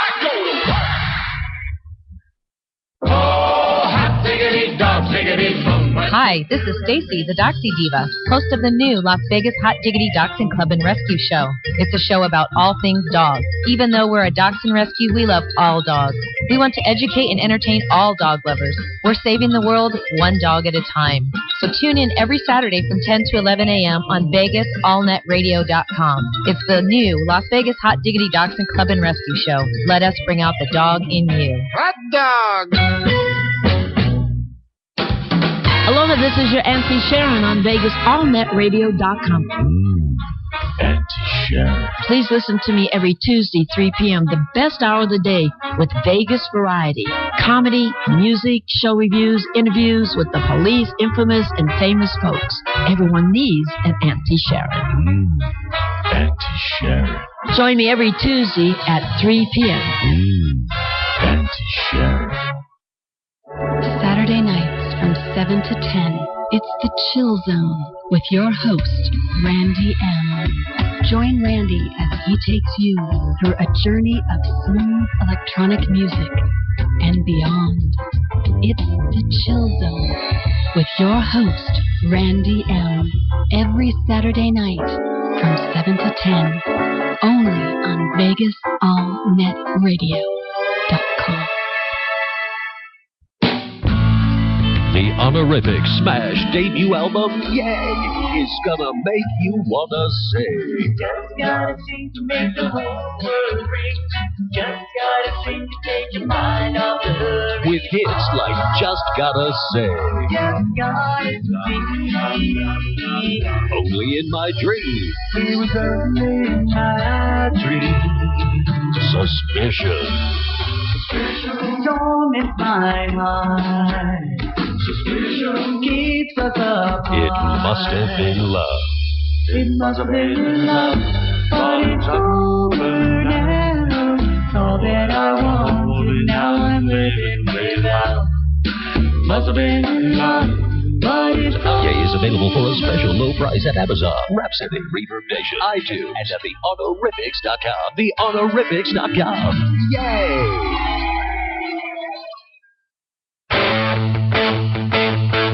This is Danny Vegas. Hey, everyone, listen up. The D-Man is finally in the 21st century, and I am now on VegasAllNetRadio.com.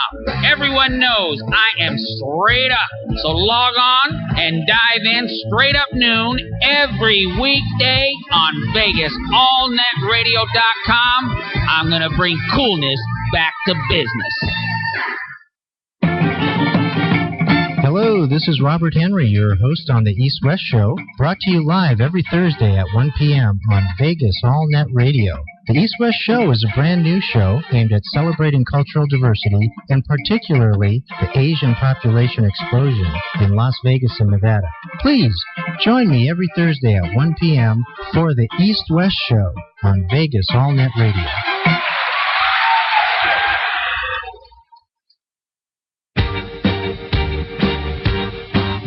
This program is intended for mature audiences only and contains strong or potentially offensive language of an adult and sexual nature.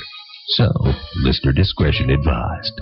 The views and opinions expressed on the Curvaceous Bounty of Sin City do not reflect those of Vegas AllNet Radio or its affiliates. All music, stories, and characters are the sole property of their creators and are protected under international copyright laws. Sierra, Alexia, Mama, and Sweet Cheeks are personalities put on for your entertainment. The stories are real. The language is explicit. The behavior is unbelievable. If you can't take the heat, get the fuck out of the kitchen.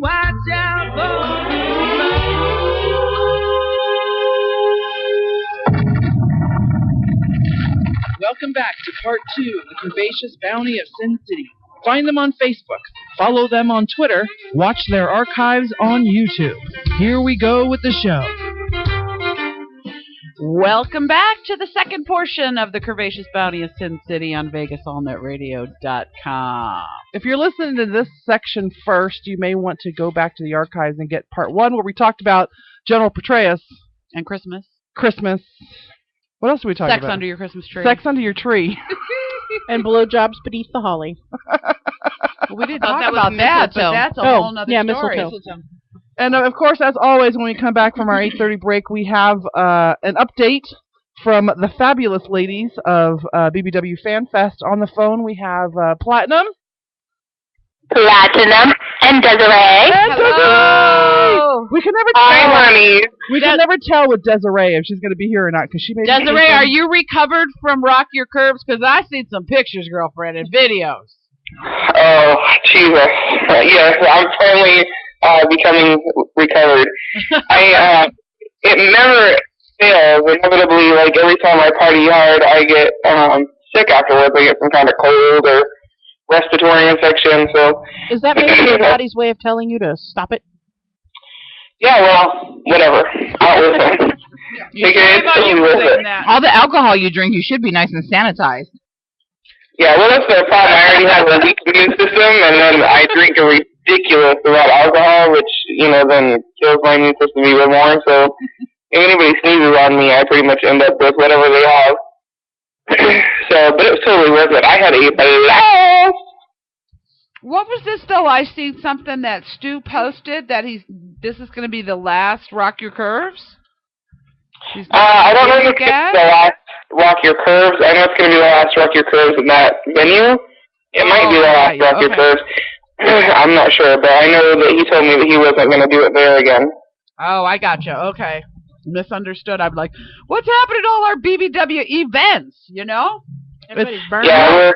You know what happens? It's the support. It's the support goes away. Instead of a packed house, it's 25 people. Yeah. Well, the thing is that these kind of events are expensive. Right. So there's so many right now that people have to really pick and choose the ones they want to go to, and not everybody can afford to travel. And the thing is that that it was in LA. And in by LAX, which just to pay for parking is $25. There's a lot of nobody hardly came that was local because of course there's 3 other BBW clubs there, and they don't have to pay for parking, and it's only $10 cover, and so for locals it doesn't make any sense. Everybody that was there traveled. And then, of course, the rooms weren't that inexpensive, and parking was $25 a day, and, it's just, it adds up. So, people really have to pick and choose what they want to go to and what they, what their friends are doing and what they look forward to most. That's why Vegas is such a good area. No $25 a day parking. That's right. Right? And come to Vegas, and hotels are cheap. Super cheap, right? Yeah, they have every event in Vegas. We'd all love that. Yes. I would be all for it. And plus, it's cheap to fly to Vegas. So, that's true. It is. From anywhere it is. Yeah. Yeah. So, I mean, it really comes down to the fact that there's a lot of BBW events going on, and people have to choose. So it makes some events, more scarce than others. Well, just speaking from a poor man's perspective, if I've got an event happening locally that isn't going to cost me an arm and a leg to go to, and then there's an event in some other city or state that everybody else is going to, but is going to cost me a shit ton of money to go to, I'd rather go to the local event. That's just me. Right. Well, the thing is that if your local event is also expensive, then you don't want to go there either. So yeah, and you just stay home and drink yourself silly. Right. So the economy isn't good, and people don't have that kind of disposable income that they once had, and there's a lot more to choose from as far as events, and it's because really, I mean, there's the San Diego Bash, there's Orange County, there's the Rock Your Curves, there's the ones here in Vegas, and then they started doing one in Seattle, and now they're doing one in Texas, and I mean, they're just popping up all over the place. They got all the ones on the East Coast and Jersey and down in Florida and Atlanta and Chicago. I mean, they're everywhere. You know what? We need to go to Oklahoma. There isn't one in Oklahoma yet. Maybe the BBW community needs a bailout. Dear Barack Obama, Baronco Obama. Right. I would make a dirty comment about Barack and rocking his boat to get a, whatever, but I won't. Yeah. I'm with Absolutely. you. Absolutely. I'm with you. I'd do him and Michelle. Separately or together. Yeah. Yeah, without a doubt. Is that like some kind of like patriotic? It is your duty to your nation. Take one for the country. To take one for your country. It is your duty. It is my duty to give up the booty. Yeah. No. It is your duty to be the cream in that Oreo sandwich. Right. Oh, yeah. Just saying. There we go. All about it.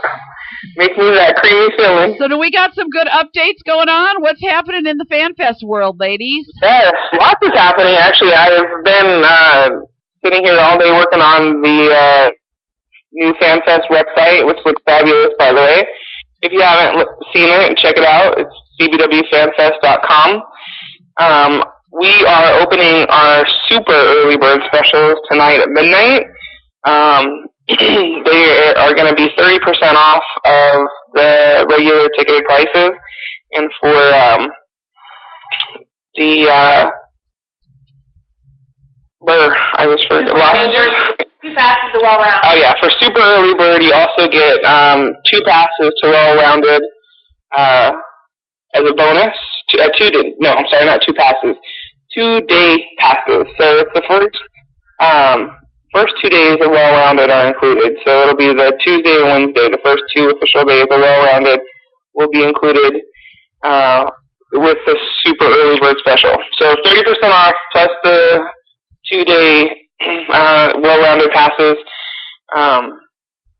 Huge savings, actually. So that opens tonight at midnight and goes for 72 hours. All right, everybody, get on there. Get your passes at midnight. Tonight at midnight, you guys.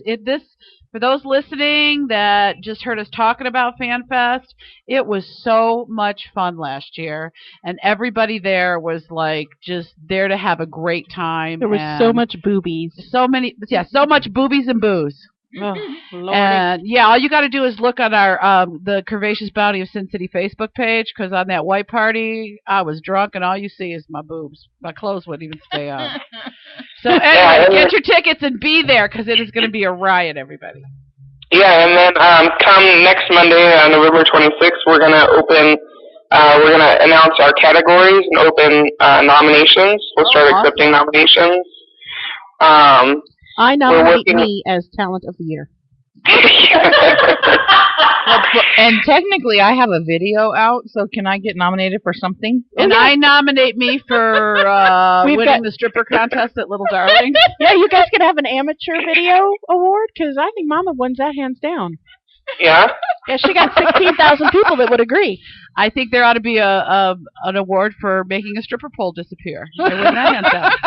Or pulling a bunny out of your ass. I did pull a bunny out of my ass. Everybody, there was no talk about the poll this year. Everyone talked about pulling the bunny out of your ass. That was what everyone talked about. And I don't know why the dildo. Yes, That's when everybody was screaming. Well, I had the hankies hidden, then the bunny rabbit hidden, and then the dildo hidden. Well, I actually took that idea and used it in my video that I just filmed the other day where I shot with a professional bodybuilder, and there was a part where I had to incorporate a new dildo, so I was like, oh, I'll just put it under my fat roll and then pull it out in the middle of the scene. And I did, so thank you, Sweet Cheeks, for the idea. I'm going to be sending you a bill for royalties on that. Oh, honey. We've been hiding things in our fat rolls for a long time. I know. When I do a bachelor party, one of the things I do is I pick up the remote control in the hotel room and I hide it under Chubby and go, that's how I used to piss off my ex-husband. I tell him, that's how I'd piss off my ex-husband. I'd hide the remote. Well, I have to get that Twinkie tattoo now because the word is that Hostess is going to discontinue their line of snacks and Twinkies. Hostess is going out of business, so Twinkies will no longer be. And that's supposed to be like the food of the apocalypse. So I'm gonna have to get a always exist. Well, I do have in my room, in my bag, I have a box and it has 3 Twinkies in it. I had it from my last job that I did. So I'm really thinking like I'm gonna save this box and these Twinkies. This is what I'm thinking. Almost every other company that makes baked goods has something similar to a Twinkie. And what would be perfect for porn stars and strippers than Bimbo brand? Really? Yes. Bimbo brand. Excuse me, I do not consider myself a bimbo. No. I'm She's sure a that whore. our girls, Platinum and Desiree, do not consider themselves bimbos. I don't like it up for us over here. I don't like the knockoff ones. They all leave a nasty film in your mouth. But I could totally dig a Twinkie. All I need is something long and thin with cream in it to put between my tits when I'm dancing. I call that a cock. I'm dying. She's like, that leaves a nasty taste in your mouth. Okay, what else has been in your mouth, Desiree? Oh, God. I'm just saying. Well, I leave it in the past. I've brushed my teeth since then. I've used Listerine, and, oh my God! Uh-oh. So, I have a dirty talk right now. All right, talk dirty. We love it. Okay, so, last night, my doctor friend came over, and, gave me an attitude adjustment. However, he poked her and checked your temperature. Yes, he checked my temperature and made sure my vitals were good. And it's only happened to me 2 times in my whole life. Okay, the first time I thought it might have been a fluke, and that only happened right after a fan fest. And then it happened last night. What is this? Apparently, I can squirt. Wow. Oh. Welcome to yes, the club, my I dear. did it. I did not think I could or that I was able to or whatever, but according to the puddle that was left on my bed last night, I can. And I find it a little disturbing because for 2 reasons. It doesn't happen when I climax. It happens at a random time. I don't really even feel it when it does happen. I just feel the gush. Oh, I get it. So, I don't like it. Yeah, I get it. It's dirty, and I'm not a big fan. I won't let my friends have sex on my bed because I don't want their skirt on my bed, and I sure as hell don't want mine on there either. So now I'm going to have to invest in a waterproof mattress pad. We have a code. Where's the discount code? Camera guy will give you a discount code. No, he doesn't have one anymore. Oh! He didn't have one last time. He may have one this time. Log in. I mean, discount code. Everybody that I told about it is like, congratulations, good job. And I'm like, I don't want it. Get back. I don't want it. That's kind of I don't want it. Nothing good happens, when it happens. I can't feel it, except for it just leaks. And then I'm like, am I bleeding to death? It really freaks me out. You're absolutely right. If you're gonna do that, what if there's nothing in it for me, then why would I do that? Right? That's my point. Like, if I don't get anything out of it, why? And I'm a little OCD, so I don't want that shit on my bed. And I wouldn't even let him stay. I was like, you gotta go. I gotta clean all my sheets. I gotta take out the mattress pad. I had to get a blow dryer, dry the fucking mattress. Wendy says, doesn't happen when you climax. That's called incontinence, sweetie. Now, you know what it does do, though? It might not do anything for you, but it does something for the guys. Oh, yeah. Oh, yes, it sure did. And he was giving himself a pat on the back. I tell you. Trust me, I checked for incontinence, okay? I was down there with a fucking microscope, making sure that shit, what it was, trust me, it was not incontinence. Did you smell it? Yes, I did. We all do the first or second time that happens. You're right. You're like, what? Well, I was, it freaked me out. I'm like, okay, because the first time it happened, I thought, well, shit, because, I had, my hysterectomy last year, and then I was like, well, sometimes that happens where you build a pocket of fluid. So, after I was all sewn up, I thought, well, maybe there was some kind of pocket of fluid that ruptured or something. Now this is the second time, and I really, really got down there and checked this one out. So now I'm freaked out. I don't like it. You know what though? I never thought I don't squirt a lot, but I have kind of like Desiree, kind of sporadically, and she just made me realize it really doesn't happen during a climax, and you're right, Desiree. It's just kind of there. So Cali Guy gave you a discount code. You need to go online and get the Liberator Throw. That is a very wonderful product that is waterproof and absorbent, so you don't get it all over the place. Unless you're me and you Look break in the chat, damn and you thing. can get the discount code from Cali Guy. But it happens to me at random times too, but almost always in conjunction with a climax. Occasionally, though, it happens while I'm building up to or I'm having a smaller climax. I can tell you that most of the time when I have a big, racking, whole body orgasm, I don't squirt. Yeah. Because my whole body's just built up into this intense ball, and then when it releases, although when I do squirt when that happens, if it does happen during that big, massive orgasm, it is a force to be reckoned with. A tsunami. I'm not multi-orgasmic. Most of my friends that squirt are.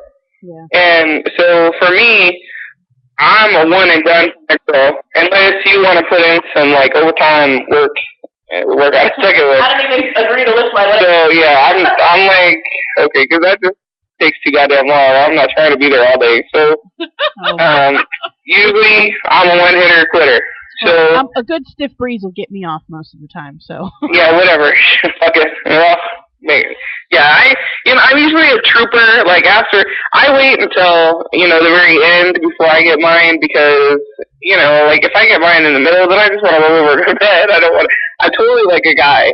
Once I get off, I am done. I'm ready for nap time, snacks, whatever. Damn it. Yeah. So.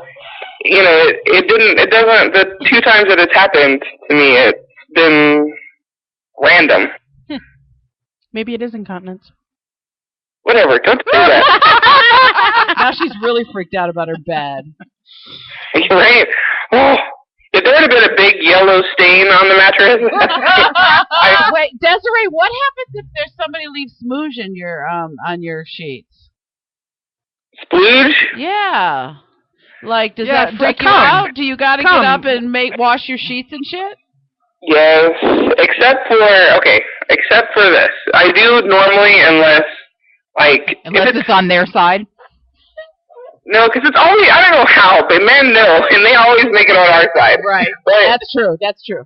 I don't know how they do it. They know.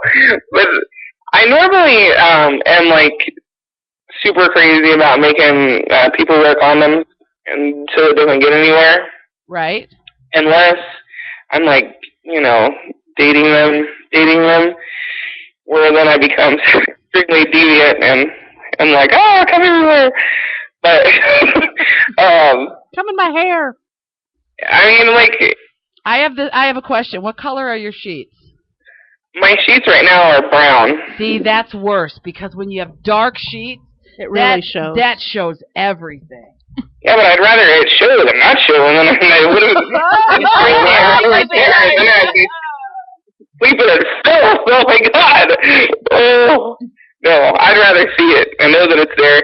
I mean, I guess a little bit is okay because from the guy that I've been dating recently, there's a little bit of leftover sometimes, but it seems to be okay if there's a little bit. But if there's a lot, then I gotta wash. The best guy I ever had that She's I dated, and I dated for a long time, and we had sex without condoms, but always after we were done, he'd go in the bathroom, get a nice warm washcloth, and come clean me up. That's nice stuff. Here's my thing. Clean me, just gives me the washcloth. This guy used to clean my shit up. I dated a guy who used to do that. It was nice, but it was nice. I'm a dirty girl, and I like going to bed dirty, so. Well, especially now that I have had a hysterectomy and I don't have to worry about getting pregnant, I am completely deviant. I'm like, come me. So yeah. Now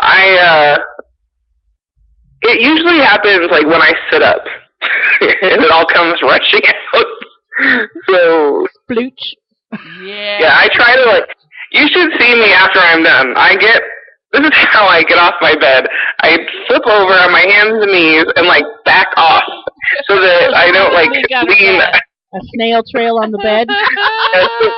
I don't want to leave anything there, so I make sure that my ass or none of the parts when I bend are on the bed. She definitely needs a Sierra sheet. She does. Yeah. Need a Sierra sheet. Liberator totally needs to rename it to the Sierra sheet. I'm telling you, huh? You should be their spokesperson. I should be. Okay. Well, enough about me and my jizz issues. Well, it's always a pleasure to get your guys' catch-up, I swear. Hooray for Jizz. My life is not as exciting. Desiree is definitely getting all the excitement lately. It was her birthday, too, on November 9th. I know. You were celebrating your birthday at Rock Your Curves, huh? She was. I stayed behind in Vegas, moped around, felt sorry for myself. Yeah, it wasn't so much fun for me. Pajama party Saturday night? I wasn't aware there was one. Yeah, at the Juanita's Club, Las Vegas. Red Label. Saturday You're not night listening to our show in the pajama club party. Is that next weekend? Yes. Yeah. Saturday. Is Thanksgiving Thursday? Yes. I'm having Hobo Holiday if you guys need a place to come have dinner. We just might have to do that. All right, Hobo Holiday at my house. We might come with a caravan of other hobos. Just bring a bottle or some bread or something. You're good to come. Seriously, if you guys need a place. I'm the macaroni and cheese. Oh, yeah, we're having that. Green bean casserole. Have ham and turkey. And oh, shit. Cranberry sauce? Oh, yeah, homemade cranberry sauce I made. Back in the day, I used to go, Thanksgiving hopping. I would stop at, 4 or 5 different houses because, I had so many friends. You need to be rolled. I would come back with so many plates, and then, my mom would cook, and she'd be like, take these leftovers. I'm not going to be able to eat them. So I would have so much food, it would look like I cooked. That's the way to do it, though. That's a smart way to do it. The easy way. It got to the point where I would buy, right before Thanksgiving, a box of new, Tupperware, and I would go with that in my car, so when someone says, here, take a plate, I'd be like, no, I'll just go ahead and take a container. I've always, for the time I moved to Vegas, which is 16, 17 years ago, have always had Hobo Holiday because Vegas is so transit that, a lot of people don't have families. So I've always called it Hobo Holiday. And in fact, somebody texted me today out of the blue and said, are you having potluck Thursday? Can I come? Yeah, come on and come. They know that I always have it every year. So Hobo Holiday. It's funny that Desiree and I have been so busy with trying to get the Fan Fest stuff up. I personally did not even realize that Thanksgiving was this week. You know what? It snuck up on me, too. It seemed like we're a week early or something, but it did sneak up on me, too. It's normally on the 27th or 28th, yeah, right? The calendar's just not right this year. Well, it's because we started early, like on a Monday or a Tuesday or some crap with the month this year. Okay. And since it's the 4th Thursday, there's actually like 5 Thursdays this month. All right. well, thank you, ladies. Bye, ladies. We love you. Thank you. See you guys soon. We love you. Bye-bye. Love you too. Bye. They're so much fun. I know they are. So much fun. So, time for a break. Top of the hour. When we come back, we'll do catch-ups, finish our Santa stuff. Okay. And then don't go away.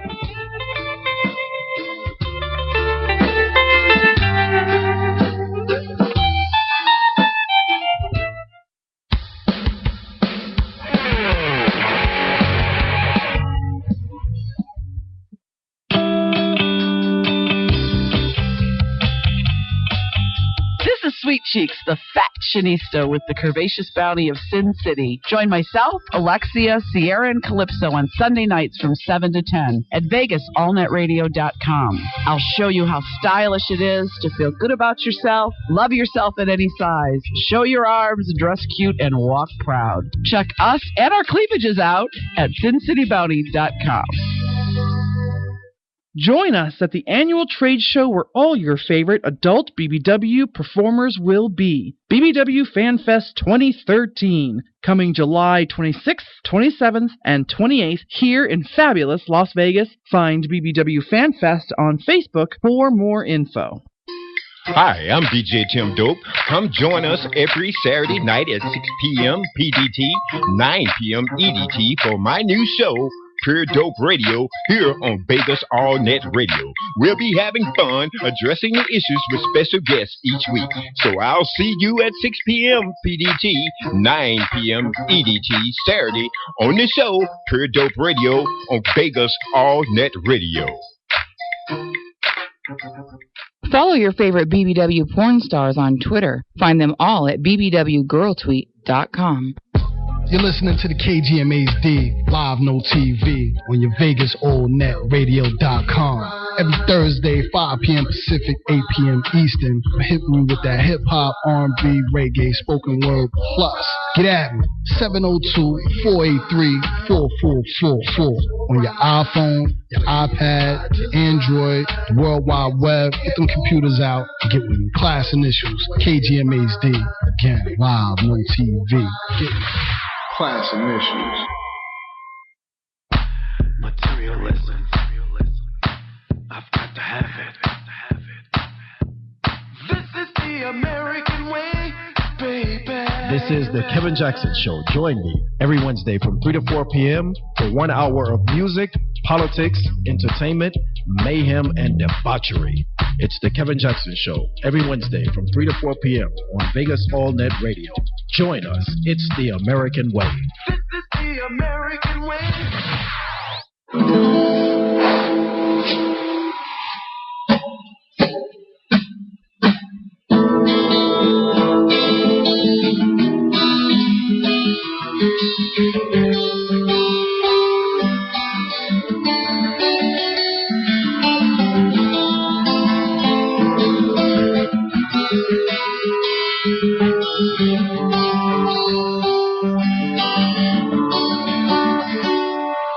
Oh, what did I ever do in my life to ever deserve this? I never really thought about it. Now I know that heaven exists. 'Cause I saw an angel that fell down from the sky. Nice face in a beautiful waist, and those beautiful eyes. Nice to meet you. My beautiful fashionista. Hey, y'all. It's been a while since we did a fashionista report, but I have some info for you. Let's talk about what it is and accessories for the winter, guys. It's all about power and strength, something none of us want to express here in this room, right? All right, first accessory that we're looking at for the winter of 2012 is a framed handbag, very much like the old doctor bags. with the rather than the free, Right. yeah, more like a frame like canvas. hard shell. Right, exactly. In rich fall colors, deep purples, forest green, burnt oranges. Those are what's in style for the fall. The clutch is very, very, very in this winter. The big clutch for daytime, which holds about a small laptop, those are good. I hate clutches in the day because I like to just throw it over my shoulder. Yep. But then, of course, the smaller clutches is what you choose for the nighttime. Look for things like patchworks and studs and jewels to be on your clutch, because your clutch can actually be the statement piece of your outfit. Make it sparkly. This is one that hurts me just to think about it, but pointy toes are back, girl. I hate them. From pumps to flats to boots. So if you want to be in this winter, get some pointy toes.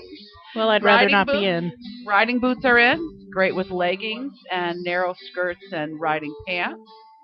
Another thing that's in is a statement necklace. Our very own Alexia always wears her statement necklace. Dramatic and bold and can change your whole look. The choker. Chokers are very much in. It can be anything from a jewel choker to just a little ribbon tied around your neck, but chokers are real big for the winter. And jewel belts. I don't wear belts. Mama, you wear belts. Yes. But jewel belts are in, loud. Pair it with a jeweled purse, and you are in like Wendy of Neverland says pointy toes are evil. They are, Wendy. She'll stick with her right. Crocs. You're right. I got my Crocs on my feet right now. I got a couple of websites for you. I was looking for sites to get some trendy little things as far as like boots, wide leg boots. Okay. Yes. Also for like fishnet stockings and thigh highs, you want to try 3wishes.com. Okay. Is that the number 3 or the word 3? Number 3wishes.com. Another good place to go for BBW accessories and clothes is Maurices.com. MAURICES.com. And the other, you want to look at www.widewidths.com. You'll find some boots on there for accessories. If you'd like to hear anything special on your Fashionista report, send me a message on Facebook under Sweet Cheeks Vegas, and I'll see what I can find out and talk about. There's some sexy lingerie on that site. Sexy lingerie on there, I know. Wow. I know, there's some cute stuff. Santa Claus. You know what you need to do every week is send me those links, because you don't post them. No, I don't. So give them to me, and I'll post them. Okay. At least on the Curvaceous page. That way we can send people there. We could do that. Sounds good. Vendetta, vajazzling is so last year. Like, we totally did vajazzling in season 2. Just talking. Well, we didn't actually do vajazzling. No, but we did talk about Vendetta it. was too young to listen to the show in 2 years ago. He's just talking about the whole vajazzling craze. No, he says, has anyone heard about this whole vajazzling craze? Yeah. You know what? I actually want to do a little vajazzling. Maybe not right on the vajazzel, but I these stones that you glue on, or okay, kind of like use eyelash glue. You know, kind of like the bindi stones that you would put on your face or whatever. Yeah, I would like them here. Only, on here. Yeah, only you vajazzle your vajayjay. I might do like the inside of my thigh or right underneath my fat roll, so I gotta lay down so you can see it. You can do an arrow. Vajazzle your vajay. Okay, vajazzle your J, whatever. Yeah. That you have to do it and then you pay a salon right away because it would fall off. You pay a salon. Vendetta said, I just heard about it. What the fuck is it? It's when jewels on your vajayjay. We got a call coming in, Mama? No. Oh. It's when you. But I would afraid it would okay. Like DJ says he'd end up crapping out I was jewels. planning a night out with my man if I had a regular man. Okay, and I bejeweled me all up. Okay. You do. You have a regular man for Monday and a regular man for Tuesday. Oh, they sell kits. Well, but my question is, okay, so I do it all up, and then we go to dinner, and we go to the Red Label, and then I want to surprise him with this in the parking lot. I think that between dinner and the dancing, they would just come off. Well, here's my problem with vajazzling fat pussy. You're gonna chafe. It's not like skinny pussy where there's your thighs, you look at them and they don't touch. Yeah, there's a keyhole there so that your pussy and your thighs never meet. What is that? A frog? No, it's a mermaid. I don't think that's not the real problem. The real problem is you would have to use so much glue to make up the space, because My fat pussy is very curvy, which means it goes like Mine it's like too. this, and the back of those stones are flat. Yeah. They don't curve. But wait a minute. But your skin is soft, so you're okay. Yeah, you could squeeze it in there. It's you're pliable, so your you're skin good. goes where it wants to go. Your body goes where it wants to go. It's gonna pop those pet puppies right off. You'll be slinging rhinestones across for your Every time I would bend down, every time I'd squat down to do a stripper squat on the dance floor, I would fling a jewel across the I camera. would just be walking. I would Pick out just people's like eyes. I can see it. Like I'm just walking to my seat, walking Leaving the bar, a trail and of I'm leaving a rhinestones? trail of jewels, and they're like, "Oh my God, they're falling out of her." Like, these jewels are falling out from under my skirt. Well, that just Wendy means of you've Neverland gotta- does not want rhinestones between her teeth. Yeah. DJ said he would probably eat them all when he was eating her, and he would poop them out. Oh, now if we could have rhinestones made of candy, like raw candy, they would melt. Oh, you know what? Then they could eat them. You know those little dots that The used dots to get that on the come on the paper? paper? Yeah. Didn't they make LSD They with still those make things? those. They did. Come get high on my pussy. It'll make you see shit. Yeah, I don't know. So, okay, Vendetta, do you now know what vajazzling is or whatever? Hey, that would be perfect for Wendy. Because she could get those little dots, the candy dots, and make them into a rainbow. And then her, she could write Taste the Rainbow. That'd be cute. Taste the rainbow. Wendy tastes the rainbow every time. Oh, my God.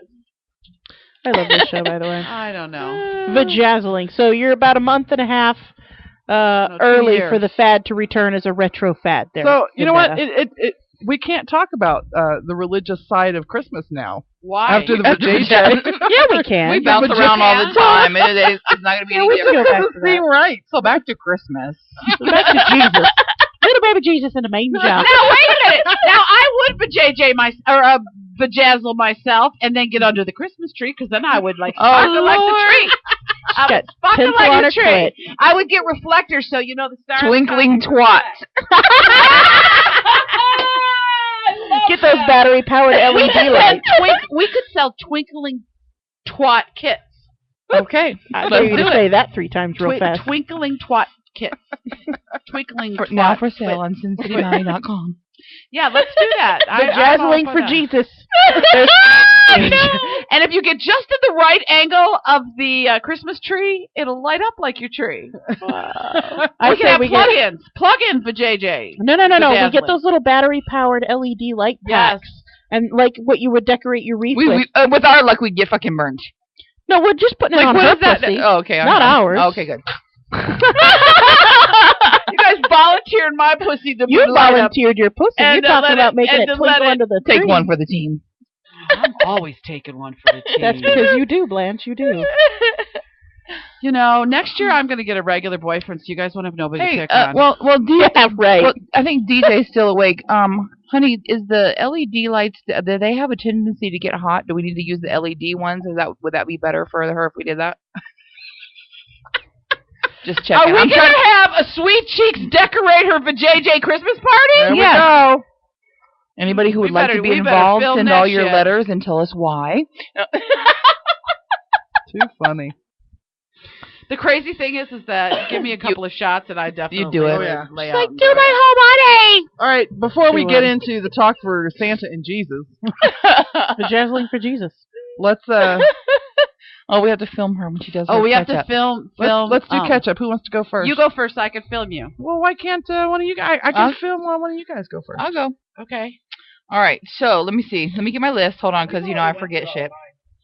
All right, so apparently in my little deal with DJ, there is no passes or union days or anything like that when you're sick.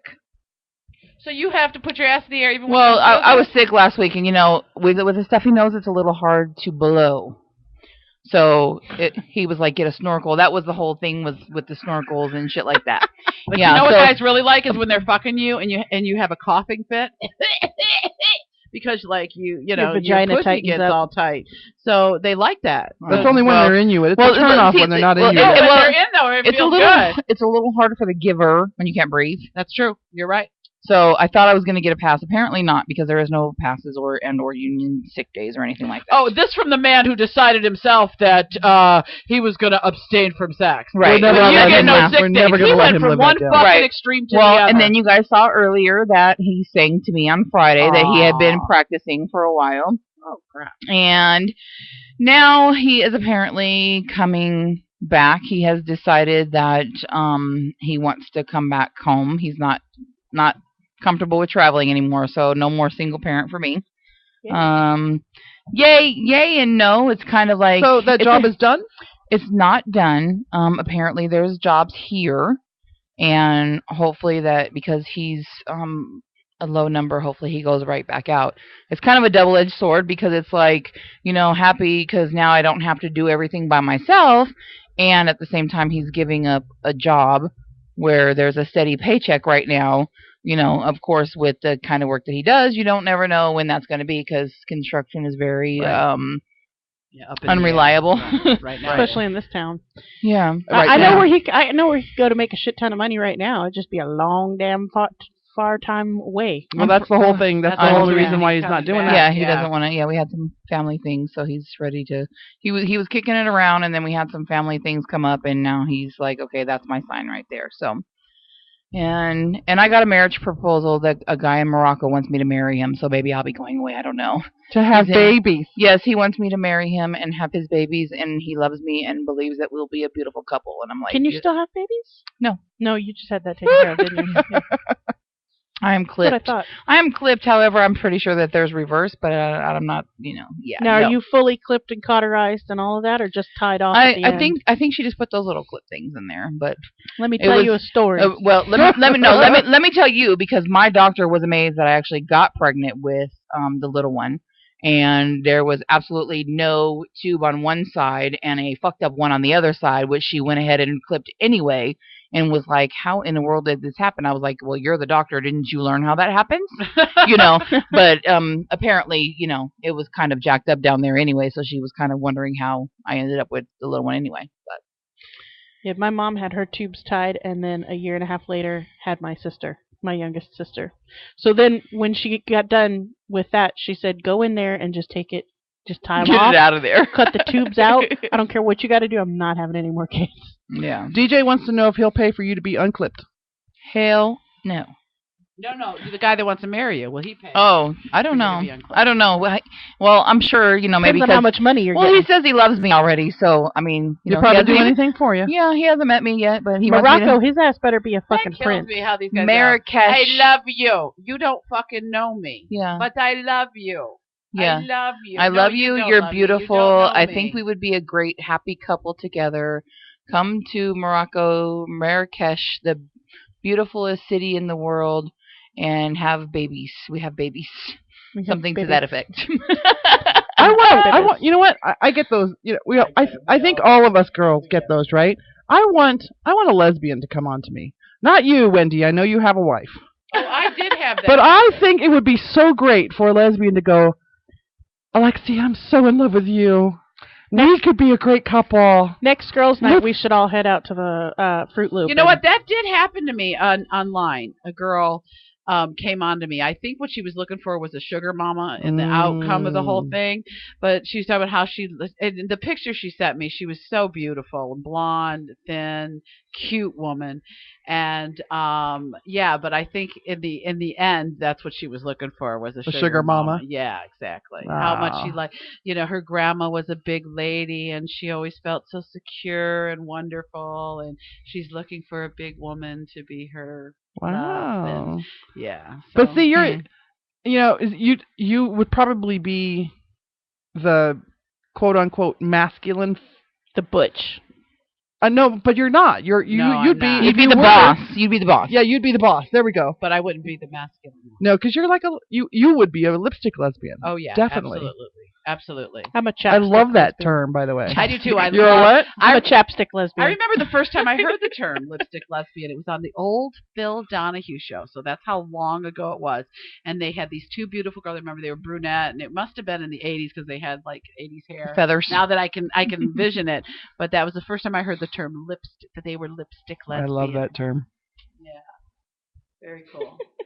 Yeah, that's what I would be, a lipstick lesbian. What the hell?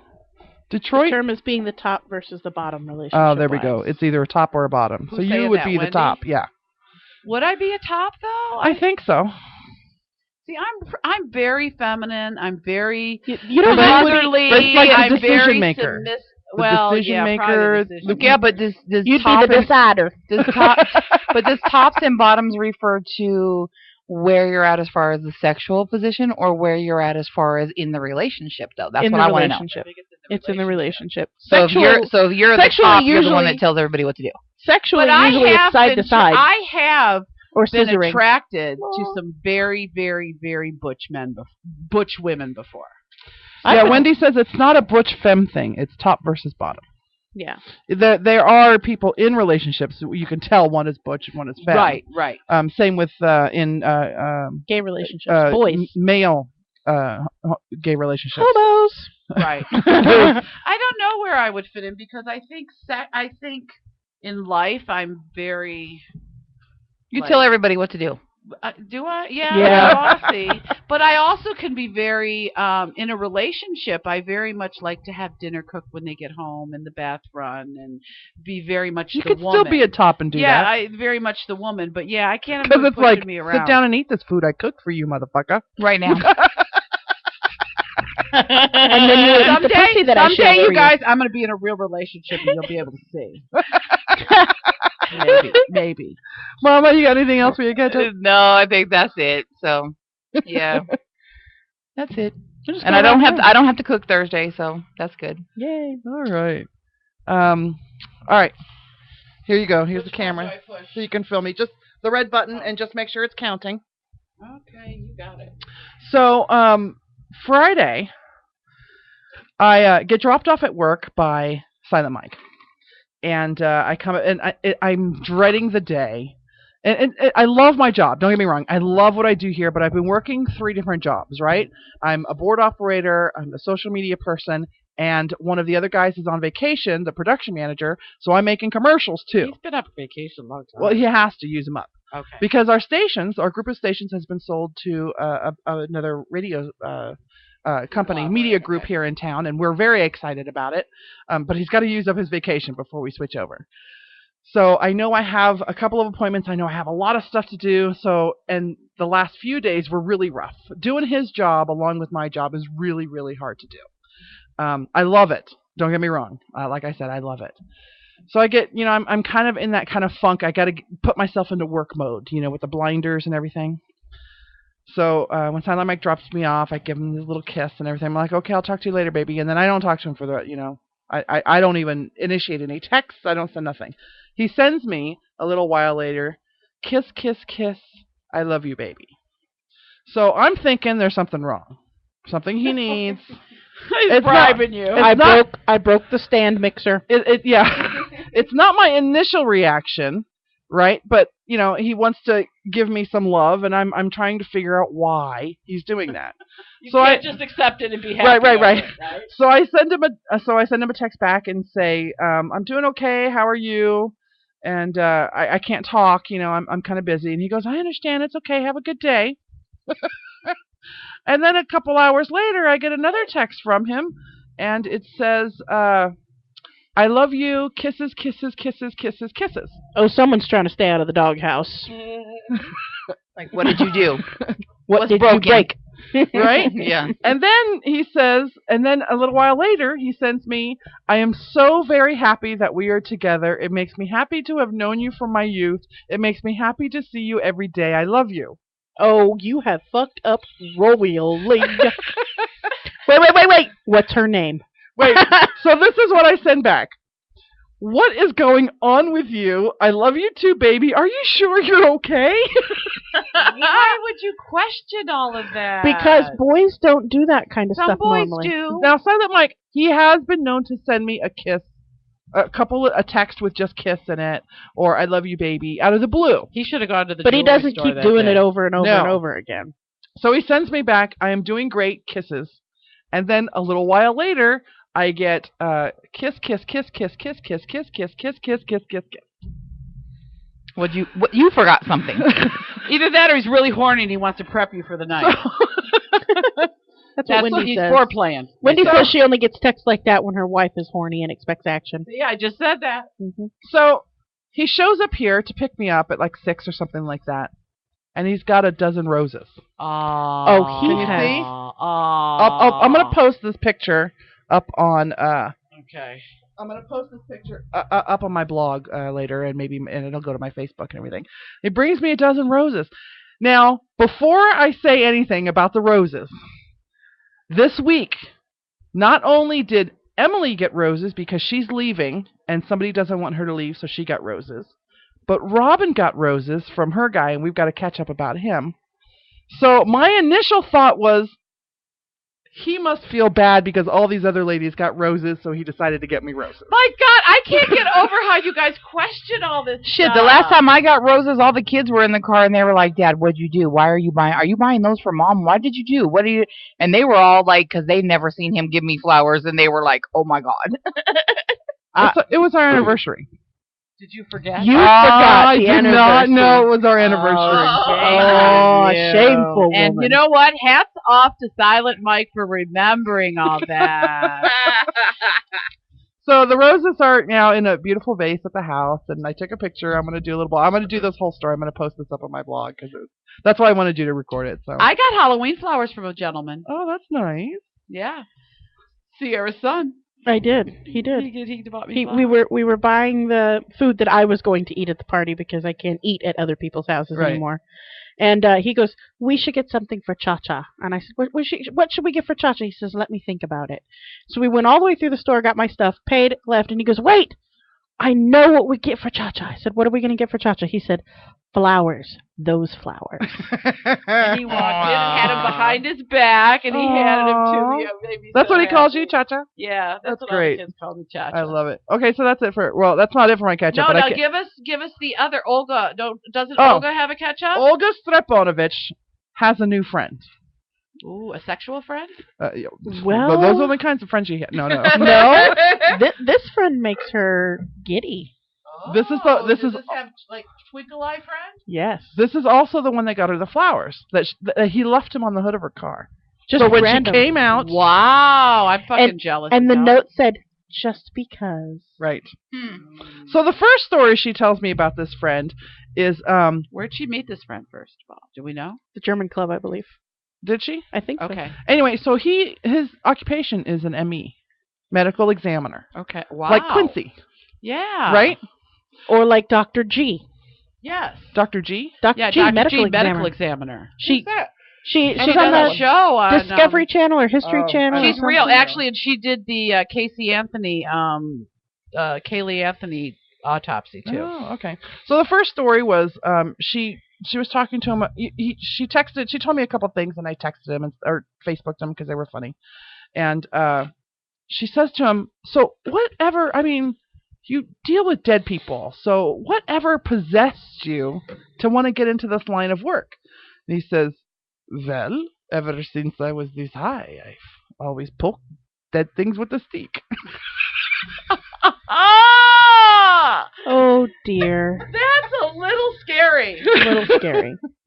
Sounds like someone right up Alexia's alley, actually. So I'd be afraid to and sleep I'd say, define stick. now I know this accent is not very German. It's kind of Russian German, I guess. But the next story she tells me is she's had the best sex of her life. Wow. That she can remember in a really long time with this guy. And I'm like, really? So how did that start? And she says, well, we were watching something, and then he says, I'm a doctor. Let me show you your pulse points. Oh, no! The best pickup line ever, by the way. I'm Yes. just saying. Love that Hot. pickup line. Hot. Let me show you It's my a whole lot pulse better than, point. I have a room upstairs. Wanna fuck? You didn't even know my name? Go away from me. Oh yeah, if he wanted to show me pulse points, I'd have gone. Yeah. Maybe. Yeah. Pulse points are good. So Olga's very happy right now. That's good. That's Olga Streponovich, by the way. We love Olga. Very good friends with Helga Fuckenstein. Okay, hit the red button again. Stop. Okay. You'll edit that out of the video later, right? Who's next? Oh, no, break time. Break time. Oh. You've been listening to the Curvaceous Bounty of Sin City on VegasAllNetRadio.com. We will be right back quickly.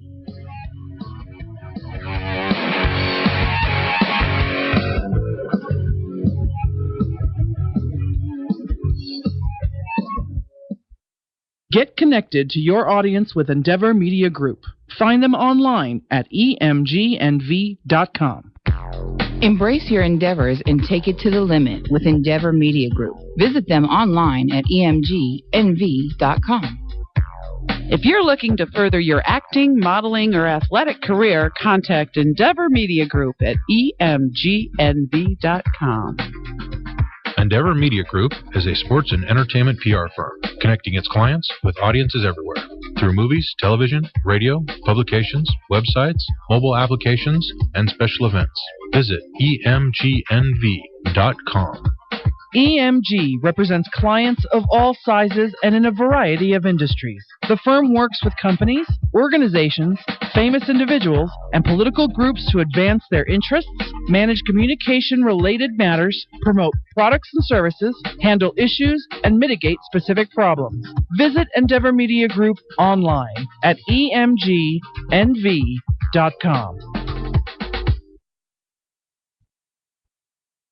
Hi, this is Joseph Peroni, author of the book From Grief to Relief. Listen to my show every Thursday at 2 p.m. on VegasAllNetRadio.com. This show is dedicated to those who have loved and lost and have found or are searching for the personal power and courage to love again. Join me, Joseph Peroni, every Thursday at 2 p.m. on VegasAllNetRadio.com. Heard online all over the world. Listen to the From Grief to Relief radio show every Thursday at 2 p.m. If you're looking to further your acting, modeling, or athletic career, contact Endeavor Media Group at emgnv.com.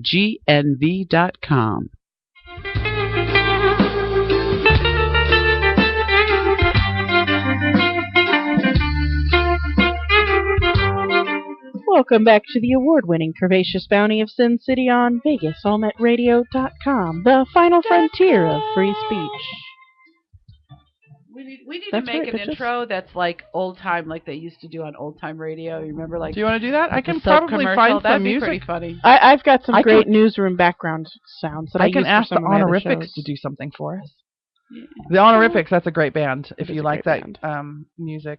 Who's going next with the catch-up? Well, we did most of my catch-up. We talked about my debit card. Did you get buttered up at all? No, I didn't get buttered up this week. Didn't have time. What was I doing all week? I don't know. Children.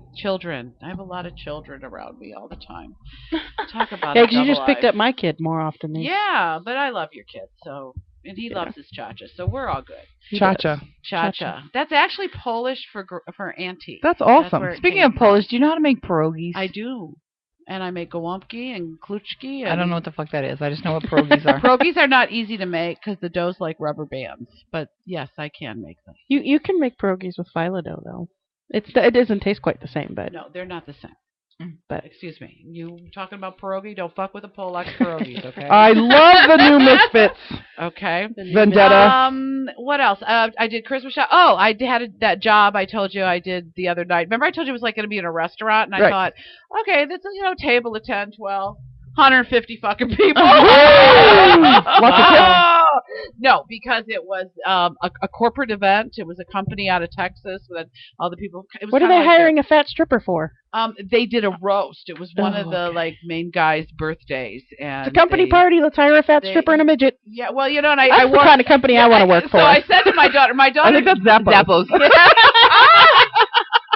My daughter dressed as a bumblebee for Halloween, so she had my queen bee tiara and my bumblebee antennas. So I say to her, I said, bring me my thing. She goes, you're dressing up tonight? I thought you were working. I said, yeah, but I don't care how you cut it. A 350-pound bumblebee is pretty funny, you know? I don't care how you cut it.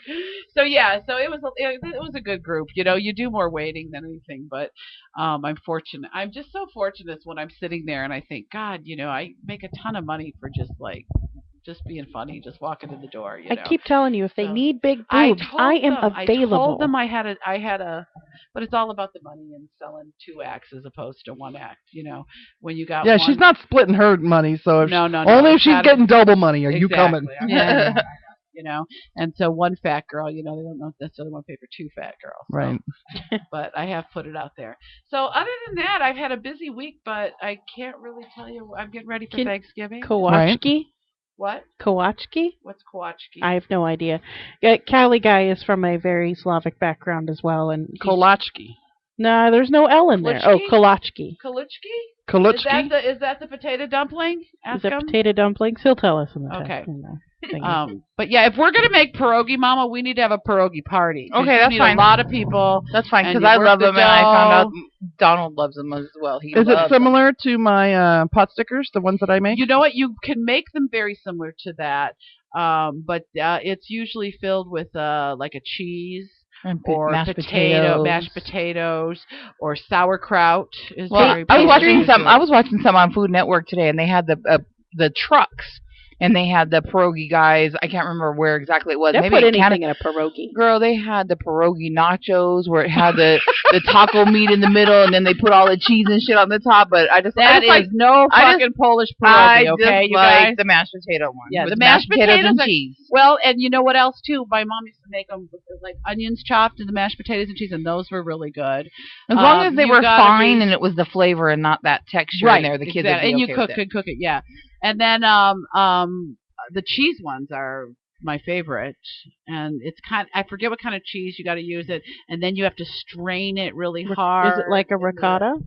It's kind of like a ricotta. It's a sweet ricotta, kind of. Okay. Cali guy says pastries with plum or poppy seed filling. I don't know that one. Okay.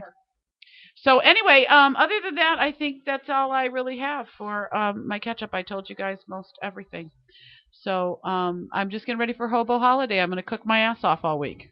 Do you have contact you online if they want to come over? Yeah, they can get me on Facebook. On Facebook, yeah, either at Sweet Cheeks Vegas or if you know me on my other one, yeah, absolutely. Let me know. Hobo Holiday. Please RSVP. Hobo Holiday. Bring a dish and pass, and we'll have a great time. Even though I'm cooking like a fool. So if you don't have a dish, still come. Bring Tupperware. Oh, hell no. You ain't taking all my leftovers home. I'll feed you that day, but I want my turkey and dressing. Well, my son and I are generally, unless Cali guys are, the only people who actually eat at my house. So when I'm left with a ton of leftovers, I hate it because those will go bad before we use them all up. Eat them all up. I throw them in a stew. Freeze that shit. Don't go bad at all. That'd be good. If I had a big enough freezer that wasn't full of some really ridiculous freezer food that nobody eats. I seen Rachel Ray do a show the day it was what you do with your leftovers from Thanksgiving, and she took the whole vegetable tray, like the celery, the raw dips, and she chopped them all up. And she put them in chicken broth, okay, and with turkey. So she pretty much made like a soup, and then she took a ice cream scoop with a scoop of stuffing, put it in the bowl, and then put this broth with the vegetables and the turkey, and it was like stuffing soup. Sexy Brown Eyes. So awesome. Sexy Brown Eyes says turkey enchiladas. Ooh, that sounds yummy. I make homemade bobbies the day after. Now, for those of you who don't know, Capriotti's is a sandwich chain here on the West Coast. There's like one on every corner here in Vegas, and they make this fucking sandwich that I can no longer eat, but it is so fucking. Do you know that every place is got a version of the Bobby now? Everyone even my buddies at Porta Sub that I go to get my tuna subs, they have a turkey. They call it the gobbler. Yeah, they're calling it the gobbler it's the griller same now. version as the Bobby. Yeah, but it's basically they roast a turkey or 2 or 3 turkeys in store every morning, and they take this fresh roasted turkey and they put it in a beautiful baked there at the store roll, big ass sandwich roll. Here. There we go. Big ass sandwich roll. And it's just a ton of turkey and regular Thanksgiving stuffing and then cranberry sauce and mayonnaise and sometimes if you want it they'll put coleslaw on the top of it. That's the way I like it. And it is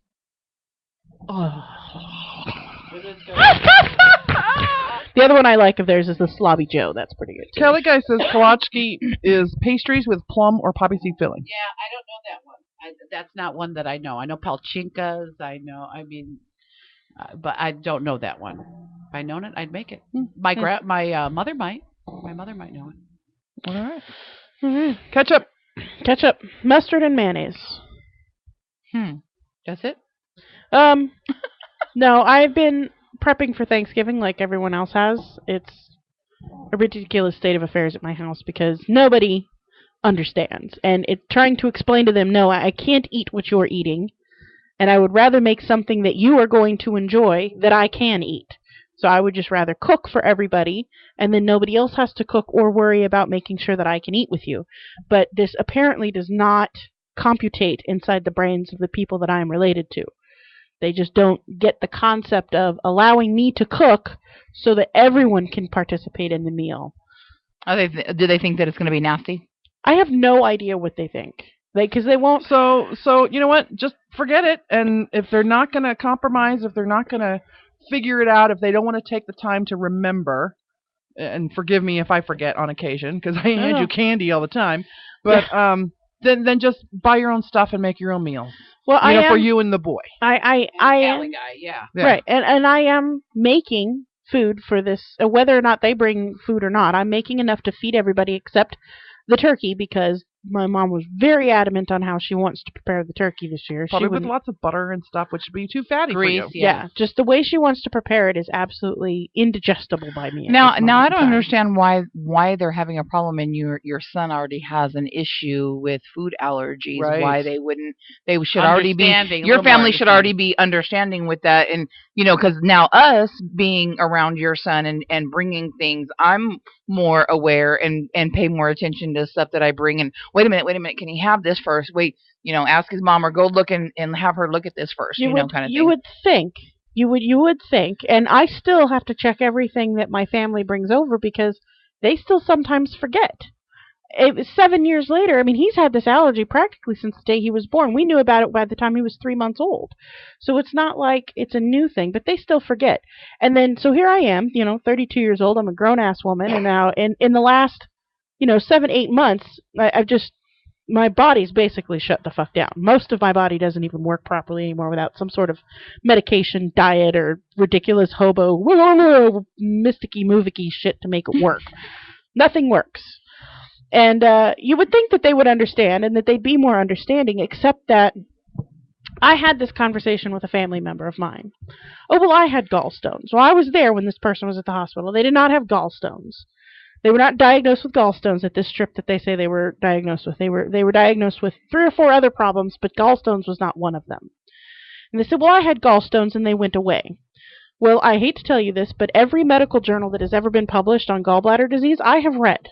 In the last month and a half, I have read, on average, every day, 3 or 4 articles, actual, medical journal articles, not, crazy hippie dude talking about curing gallstones.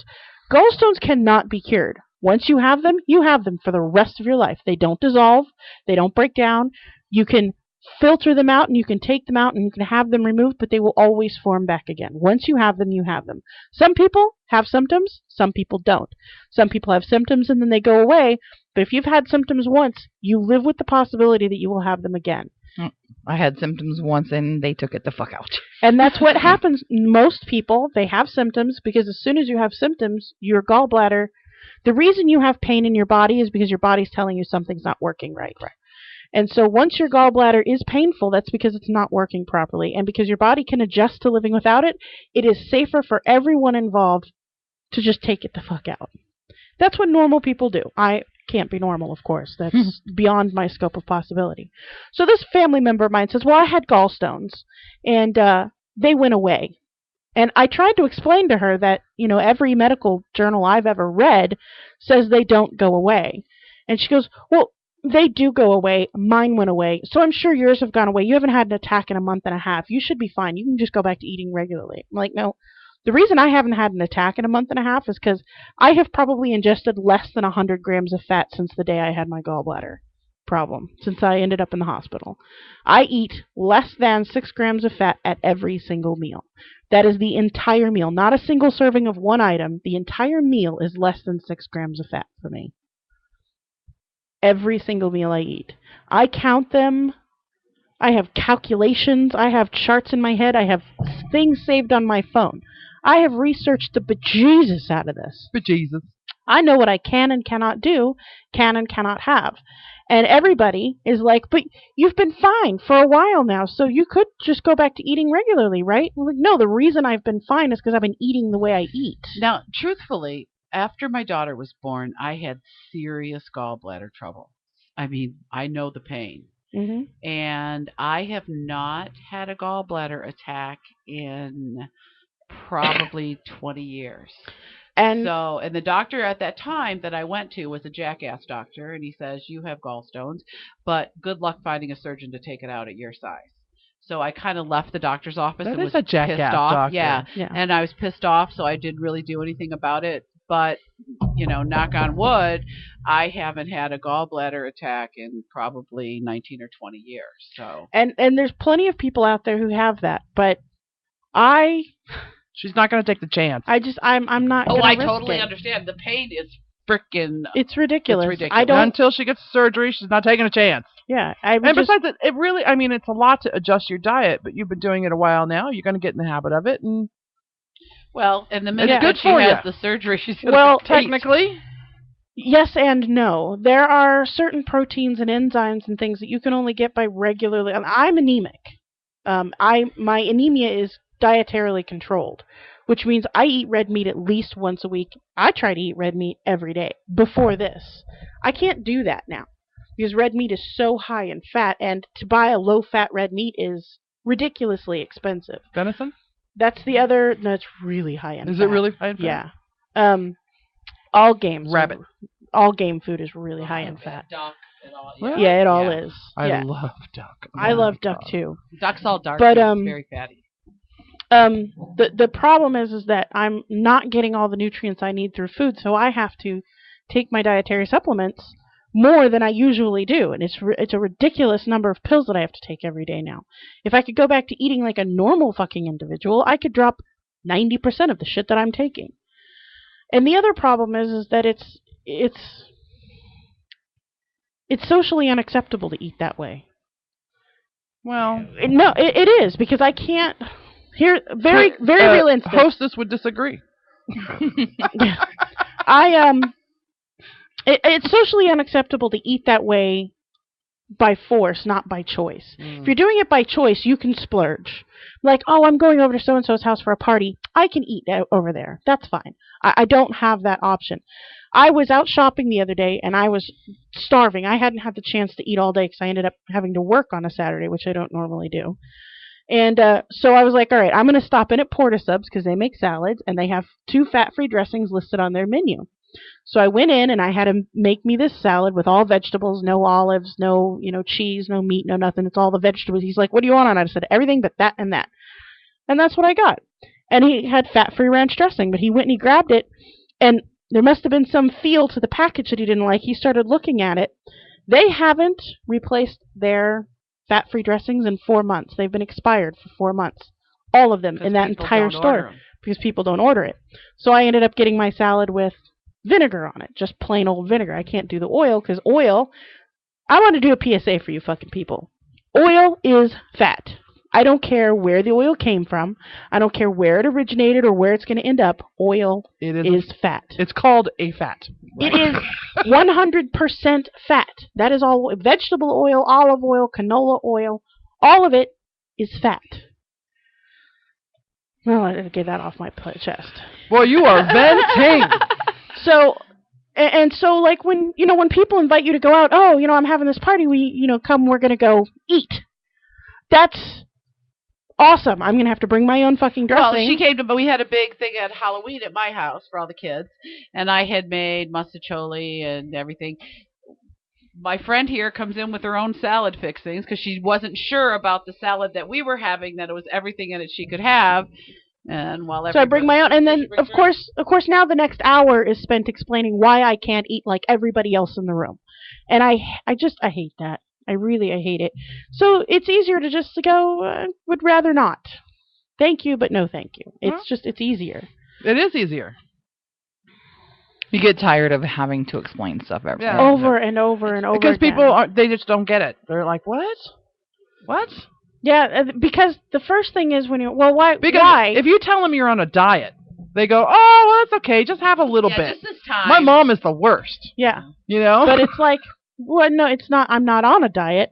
And so then you're like, Well, why do you have to eat that way? Well, because I have gallbladder disease. Oh, I just had mine taken out. Yes, thank you, cocksucker. Oh, that's the one-up syndrome that everybody has. Yeah. Yes, thank you, cocksucker. Because then the next question is, why don't you have yours out? Because I'm poor. That's basically what it boils down to. I'm poor. The company I work for doesn't offer insurance, and Medicaid denied me because I refused to So spend you $20,000. have been having a bad week because everybody's been like crappy. It's been all. Is your man still out of town? Yes, he'll be back Tuesday. He'll be back Tuesday. Thank fucking God. And then she'll start her period Tuesday. No, I will not. No. That is the one good thing about all of this. My period is 100% controllable now. I decide when to have a period. Wait, how do you do that? My hormones allow me to decide when I'm going to have a period. My hormone replacement therapy allows me to modulate when that's going to happen, and I have it planned from now until New Year's Eve next year. I know when I'm going to have my period. So is your hormone therapy? Do you like have a, to have like it? a You have to figure out when you're going to have it. Mm-hmm. Okay. Is it like a form of like birth control, like the same thing? Yeah, it's the same schedule, same 3 weeks on, 1 week off. But I went 2 weeks off so that I could get onto the appropriate schedule. And let me tell you that I absolutely need the hormones because 2 weeks off equals a 2 week long period. Thanks. Yeah. So you still know that you're still having those issues. Yeah. Well, my ovaries don't work. The only solution is another surgery, a hysterectomy. My doctor said, we can manage it with birth control, with these hormones, with fixing it so that we know what will work properly with you. He said, but when you get insurance, you should have a hysterectomy.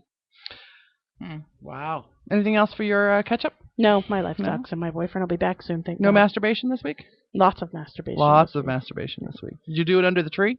No, the tree's not up yet. The tree goes up on my birthday and comes down on my mom's. At least that was the tradition. That's right, your birthday's coming up, everybody. Yeah. Go check out our Amazon wish list. I hate to put all that Christmas shit out. I'm supposed to get a new tree this year, so I'm kind of excited. I don't mind bringing it out. I looked at one with colorful LED lights and everything. Fuck it away. Well, we're almost at the end of the show. I'm gonna stop the videotaping. Bye. My mom and I talked about doing a real tree this year. I'm hoping for that. It smells nice, but you can't put it up on December 2nd if you're going to do a real tree. Yes, you can. That thing be piney as shit all over the floor. It's what you got to take care of it. Yeah, just take care of it. DJ says you can eat at their house. His menu is similar. Yeah. What? We're not going to be there. Well, how was he inviting? Honey, I need to go get my tree this week, too. Thank you very much. Are you going to get an artificial one? I have an artificial one that we actually got in 2004. Something like that. It was just a little one that I bought from like Big Lots or somewhere, and I want a nice, fuller, fluffier one. So, and we looked at one, and he said we could get a new one this year. So, I'm excited. So I'm pagan. So the religion in our house, I'm trying to explain to my niece and nephew that Santa Claus is actually Odin. Is based on Odin and the eight-legged Sleipnir. That's his horse, people. That's his horse. And then the more modern version, which is still ancient, had a guy that ran around with him called Black Pete, and he was the one who gave you coal when you were bad. My sister took me aside. Sometimes he'd kill you in your sleep. Yes.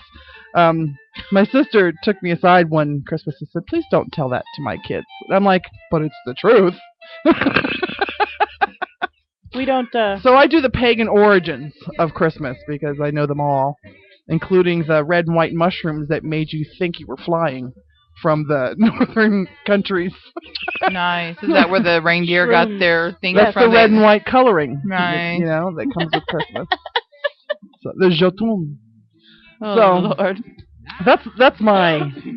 I do love the religious aspect of Christmas.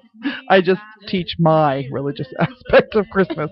And I am not one of those militant pagans that go, the Christians stole our holiday. I think it's great that they keep the traditions alive with the tree, which is pagan, with the wreath, which is pagan, with the candles, which is pagan. I love it. With the carols, which 90% of them started out as pagan songs. Right. The Deck the Halls, 100% pagan. Thank you, everybody in chat. You can find our archives soon. This is Alexia, Mama, Sweet Cheeks, and Sierra wishing you all a good night. And remember, fuck often.